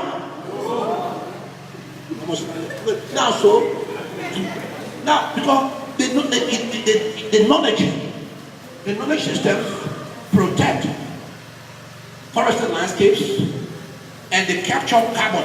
You see, Mom just talked about climate change. And Mom also talked about climate change. Let me tell you something, because we're talking about carbon. Carbon is a greenhouse gas. What does it do? It traps the sun's heat, which causes global warming, as we know. But let me tell you something, what's happening in Liberia, as Lily said clearly, as unusual rainfall, Mom. Let me put my hands on your shoulder here. Let me tell you something. 53 years of data collection in Liberia on our weather. They have record about rainfall, temperature, how many rainfall in a year, for 53 years. They brought the records in Liberia, the UNDP, 2008, and I worked with the UNDP team. I wrote a paper on this. Maybe probably I'll find it to you. It talks about the changing weather in our country. Do you know that our sea levels are rising now? The sea is higher. And so, 58% of our population is by the coast. The population of Liberia, the coastal line. We got 250 miles of coastal line. Majority of our people, 58% of our people move. They live along the coast. You can look at the coast. That one majority go there. But the sea is eating into the land. Go to Sanniquella, go to Monrovia and visit West Point and Hebrew Town. The sea is going, go to CELWA, it's partly in the sea. Because of the rising sea level as a result of climate change. Second, we have high temperature. Temperature, especially in the interior, is getting very, very heated here. That's climate change. Do you know the projection? 10 minutes. It's lunchtime. Hey, the lunchtime coming to go. They say, let me, wait. The year 2100, that year, it is predicted by climate scientists globally. They use all the different methods to tell. They say that in Liberia, by the year 2100, our sea level will rise to 1 meter. I repeat, to what? 1 meter high. That means sea will go up 1 meter in Liberia.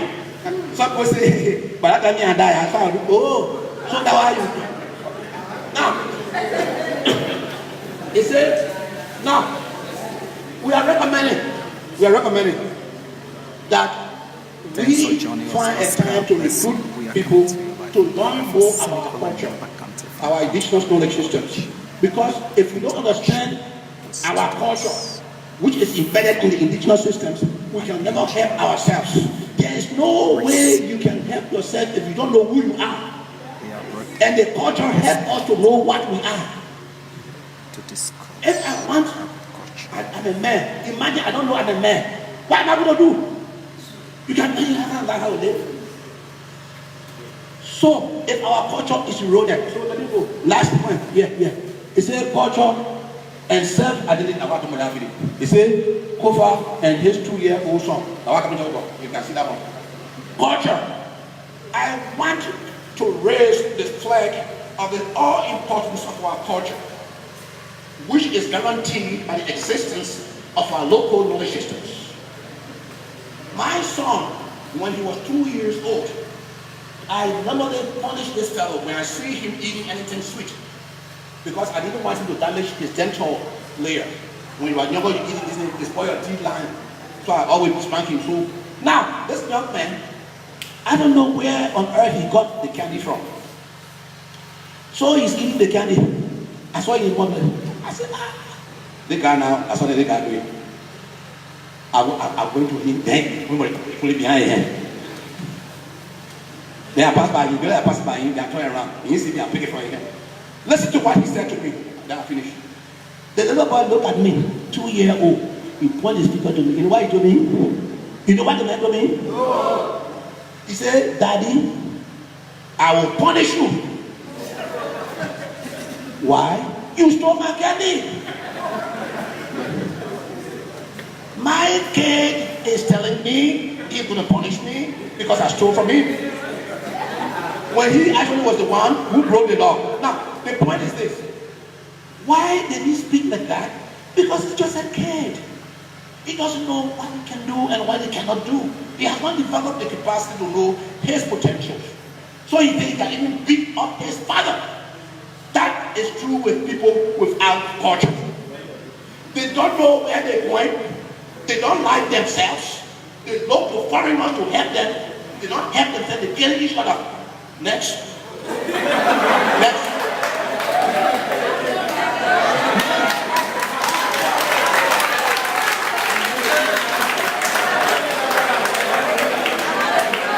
You can do better than that. You can do better than that.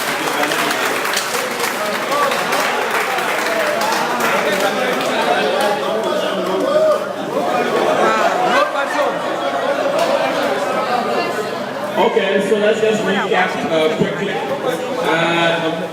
He talks about indigenous knowledge, which can contribute to our environment. He talks about what knowledge and culture are there. We see many wayward street boys. He said when our environment has forces that can affect our growth. It can either damage it or it can go make it to progress. All right. He talked about two systems. The formal knowledge system, which is codified, means they are on textbooks, they are in libraries, they are on the computers, internet, and so forth. Then he talked about the informal knowledge system, which are oral, which are built on trust, which are secrets and things that are kept by older people or older generation. And he talked about the indigenous system. It helped to solve local issues on plants and animals. Our grandparents and great-grandparents were using this system even before our coding system came into effect. Then he also talked about it helped us have access to medicine, crops for food, and food for security. And he also touched on indigenous knowledge on weather. It helps us to understand when to plant, when is the hunger season, and when to plant hunger cassava or hunger rice or so forth in our system. He talked about indigenous knowledge. It helped us to know when to fishing in certain river, when to go into certain forest, and why we can't kill certain animals and so forth. Some people call it taboo. They say in my community, my taboo is not to eat monkey, my taboo is this and so forth. But I think the indigenous system will help people preserve certain animals in certain areas. We talk about the indigenous system. It helps us to protect the forest. It's like the poor and the settler society. There are huge stock of trees and species of trees that are in these areas that cannot be touched. Most of these things are there because our culture is helping to protect these things. But we don't know that in these books are there and they are just keeping it. He says, the climate change situation, these trees that are being protected, they absorb more carbon, over tons of carbon that are stored in these trees. So if you cut down these trees, just joining us here in Sanniquella, Nimba County. This is Nimba County D90. Coming to you live and direct from the auditorium of Nimba County Community College. RICCE is an NGO. They have come here to have. They brought in some expert to discuss our agriculture. issues of forests. So we are interaction with speaking there is Richard Wolf. He's the moderator. The country director is Salome Gonglo Bofa. He has his reigning Gonglo Gibson. So my name is Edmund Sibawi. It's time for questions and answer period now. So we're going to go there.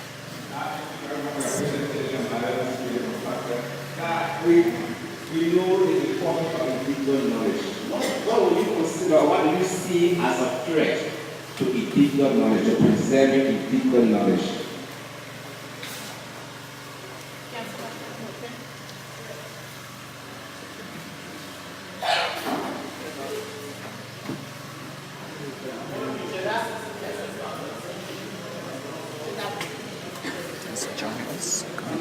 All right, my name is Sanniquella.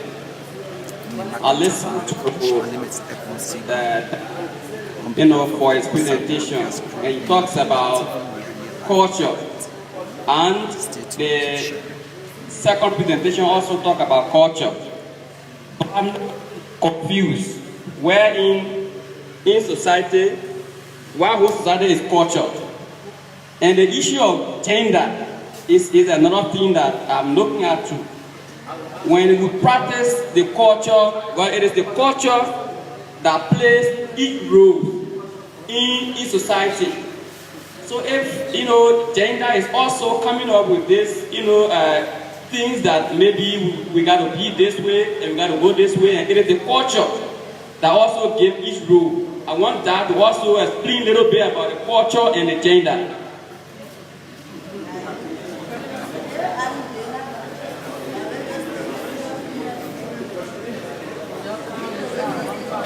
Well, I'm George Martin from the Ministry of Agriculture.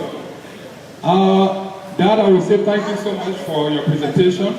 My concern is where we measure of poverty alleviation, considering Liberia involved in selling raw material or the finished product. How can we alleviate poverty when we continue to sell raw material other than finished product?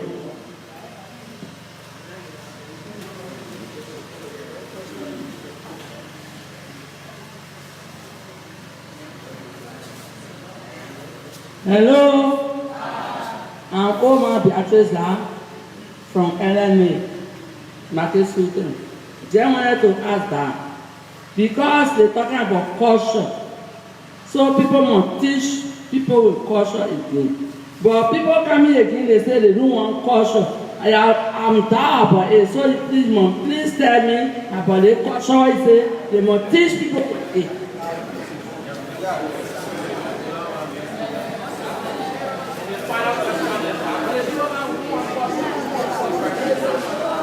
By the way, I'm G. Bolte, student of the General Agriculture at the HBC. Dad, thank you for your presentation.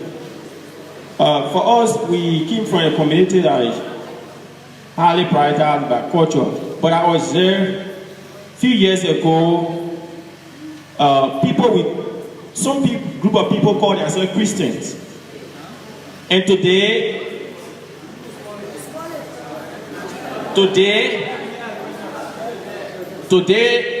they are getting rid of some part of our culture. What do you have to tell them? Thank you.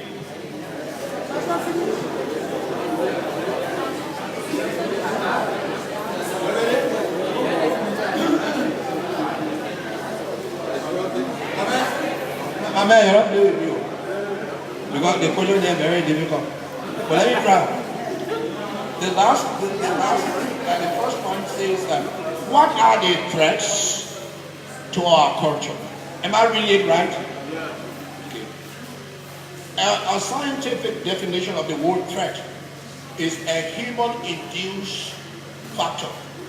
It must be done by humans. For example, if there's a lightning and it is shot in a forest and it burns the forest, the forest fire caused by lightning, in the scientific definition of threat, we don't call it a threat because it's a natural system, and we believe that nature will fix it.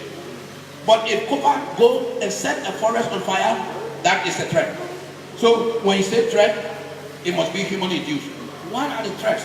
The question he asked relates to my question about, well, you are talking about us protecting our culture. But some point I find it again, that's my point. So two of you, you're in the same now, you're listening to me, I'm answering you. Now, the thing is this. Culture is a changing phenomenon. People don't do the same thing 100 years. It's changing with time and circumstances. Now, there are some people who are indoctrinating people that they feel that some culture is bad, that some culture is good. Now, the decision of what is bad or good must be left with those who practice the culture. We don't want outsiders to come tell us what is wrong with our culture. That's the problem. So, there are people that are being indoctrinated in our own country that are going against our culture. And they forget to know that those people that are indoctrinating them has their own agenda. Now, am I saying that our culture is pure, that everything that we do in culture is wonderful? Of course not. But I'm saying that if we need to change it, it must be our decision to do it. And not be driven by other people's agenda. So, the two things I will tell you that the best any nation on earth could ever have is their culture. There is no nation in the world. As some people when they talk, the great US, how many people go there? They got which part there? They got which part there? You don't see them marching? Which part there in America? Every nation in this world has a culture. And your culture, somebody's trying to break you down and say it's inferior. Who is he? When I have the right he has to tell you who you are. So, I feel who I am. Next. And one great man talk about this culture thing and gender. And maybe what he's talking about is that some people feel that when we talk about gender, then it means that some kind of foreigner influencing us to incite our women not to respect the men. That's the kind of connection I think he's making. Now, so he's thinking that culture and gender is not going to fight you. Now, it's a fair point. But what I want to say to this is this. If our people are made to understand, when I was in college, the professor that I was so much afraid of was the guy that was teaching chemistry. That was in Liberia. And the one I loved so much was the one who teaching calculus and mathematics. Why? But I hate it. Yeah. And that's why the man who did this, I like how teaching chemistry, why I see him that day by this spot. So when I went to the campus, I watched my house. So this culture and gender thing that is happening. There is this hating feeling that people saying that this gender thing, is fighting our culture because our women are supposed to do it. And what we are saying in gender is that male and female have specific roles that they can play in society, and we must recognize these roles equally. That's what we are saying. Now, call it anything you want. Anybody can tell you say, culture say that the process our women are so defining our culture. Tell him, what is it that is fighting you? When we tell you that your daughters must be respected, what are they fighting you? What are they fighting you? That women, especially Liberia, I don't know the percentages of women, maybe that 50-50. Women are disregarded in so many ways in our country. They account for 30% of our nation. And we neglect and disrespect 30% of our nation and make decisions without them. And you say that culture will say, no, that culture is calling something.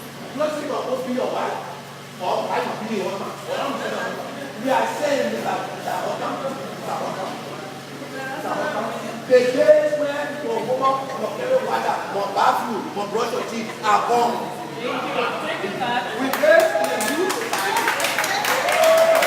Please stop this nonsense when it's in your back. You get it?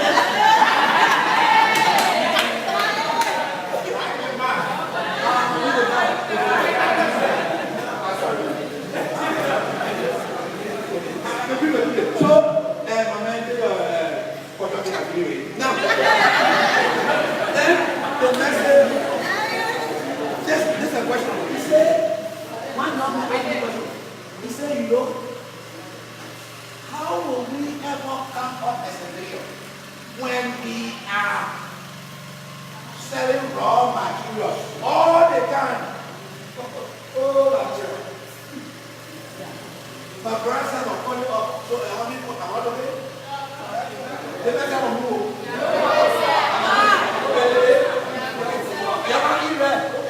Now, you know we get over rail. Now, he said, 1963, we put it out. 1963, that the first time they come up and send the dogs out. 1963. Look at every record. From that time to this year, they got companies. They got buying the company. They carry everything. They say they are taking bridges.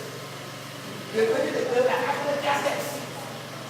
How can you build a bridge with logs all you go done on it? The men are running, you don't even have the door around. You also your company they bridges. Don't you know that casket men they cut over there? They didn't try to get about it. When we have value addition in our products, let me tell you quickly before I go to the last one.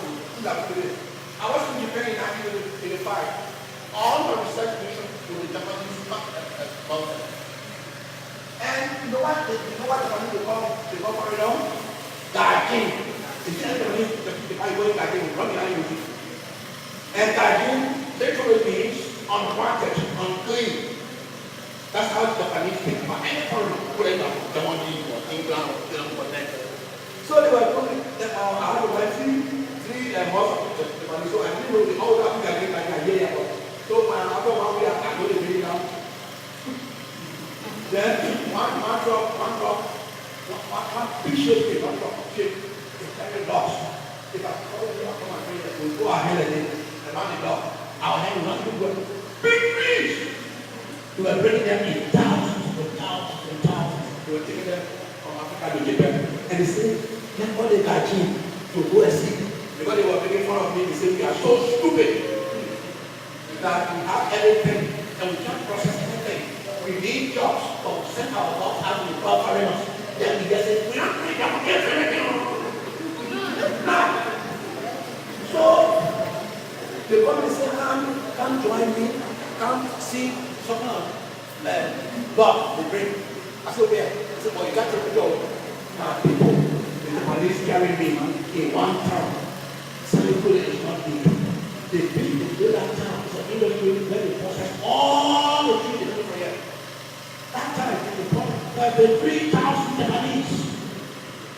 When Indians come in, they couldn't employ a tree farmer that it was looked at either than that.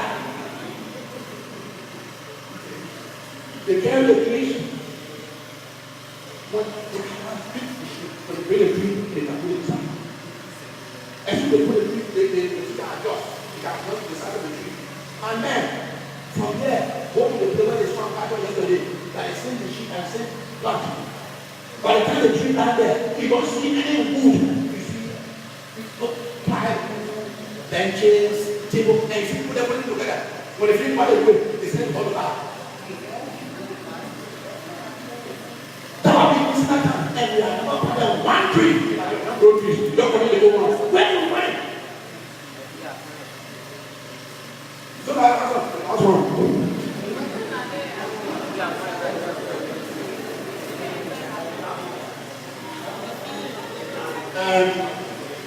What against one? I don't really want to do that. I'm actually out of you. Why do you go people who are anyway? I can't be a person. So I can't able to men. I feel you know. You can do better than that one last time. At this point in time, I will turn the microphone over to Redding to lead us to lunch and the next protocol.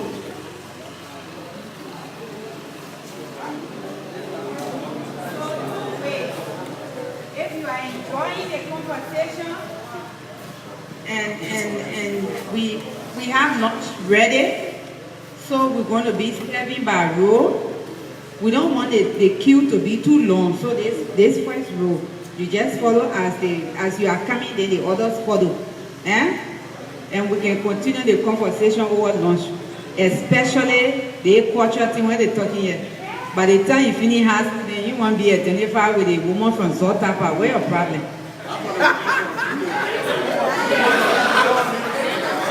and then after lunch we have the closing session. So please, it's going to be like 10-15 minutes of closing. We have to close, officially. So please, when you eat, don't leave. Yeah? Lunch is ready. Bon appetit. Okay. So, Renee?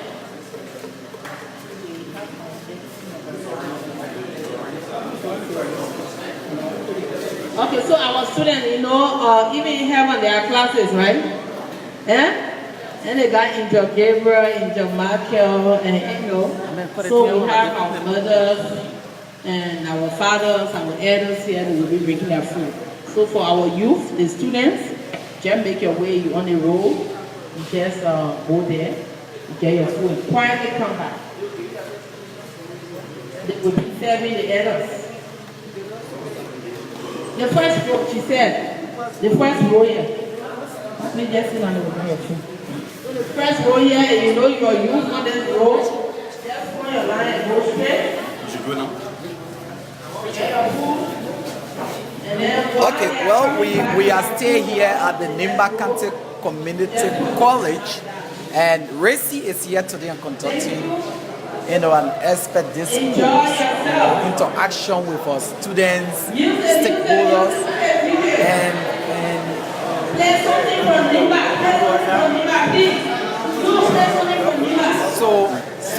so we are still here.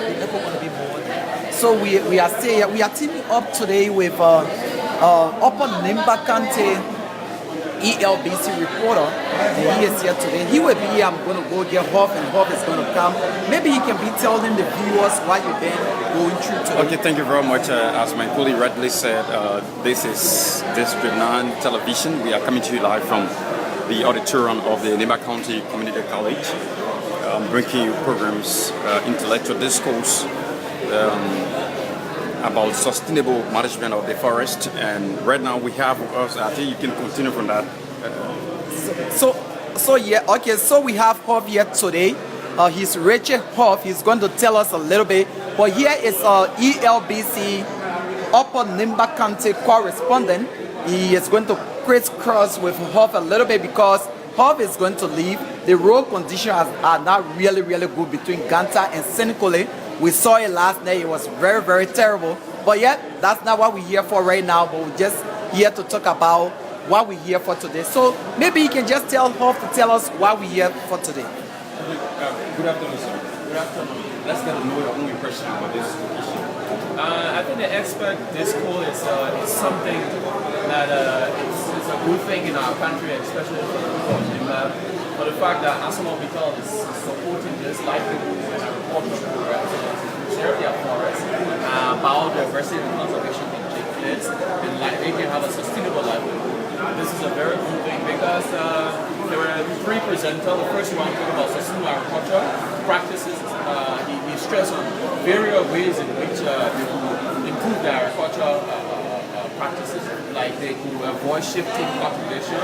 They could do shifting cultivation so that they cannot depreciate the forest. They can do rain harvest, water harvest, storage, drainage, irrigation system, so that they will, during the dry season, they will have water that will prepare their crop and make it grow more. The second person talked about gender, the role of women in agriculture and sustainable agriculture. Women play a very huge role. They have 80% role to play in agriculture. Sustainable agriculture are most of women. Women does most of the work. So it's something like 50-50 that they should be given a chance. Credit facility, funding facility should be given them. The last presenter, Dr. Kofa, talked about cultural deepening of knowledge that preserve our agricultural system. These systems have been in place for a long period of time. They've been helping our farmers and our old people. And so we should adapt some of those indigenous methods of farming that will preserve our forests, our ecosystem, and even store carbon and our conservation value system. It's a best practice. This expert discourse in Sanniquella today help the citizens of Nimba and as a whole, so that they can get to understand some of the things that they've been doing wrong and how they can improve their funding and their Considering the participants here today, how do you think this discourse can impact them positively? Most of the participants here are university students. They are from various communities, and there are some from farming community. I saw the Agro-Market Association here. Government officials are here. They go out to many of the communities, some of the recommendations from this training they can take it up to their own community, their own people, and they can spread. If everyone, the RICCE put a strong effort, they can make it spread across, because this is good practice. So what do you expect from the participants who have to go back to their various communities? I expect that they will change their methods of farming, they will adapt to new technology, new skills, they will improve the system that they have, they will use their indigenous knowledges, they will look at new methods that have been provided, and they will work, because we can't deplete our resources, and tomorrow we look forward to having natural resources. Resources are never made, they are not manufactured, and they can be renewed, they cannot be renewed. So these are things we need to do. Sometimes it's good to make policies, but the implementation becomes difficult. So when it comes to implementation, what do you expect from RICCE, especially monitoring the participants as they go out and implementing what they want to? As Monitor is providing them funding for monitoring supervision, so I expect that they will use the aspect of monitoring supervision. They have a lot of motorbikes. I saw their motorbike last night. They have vehicles, they are strong, they are capacitive, they have style. I see people staff.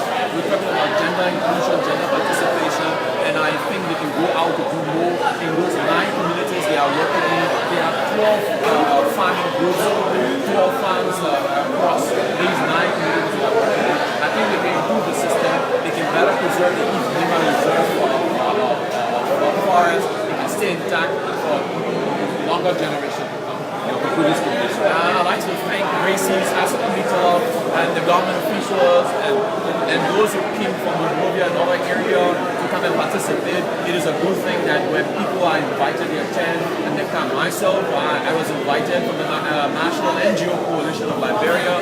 I am the national facilitator, so I have to be here. RICCE is a member of the National NGO Coalition, so I have to be here to be a part of this event and to provide my own input.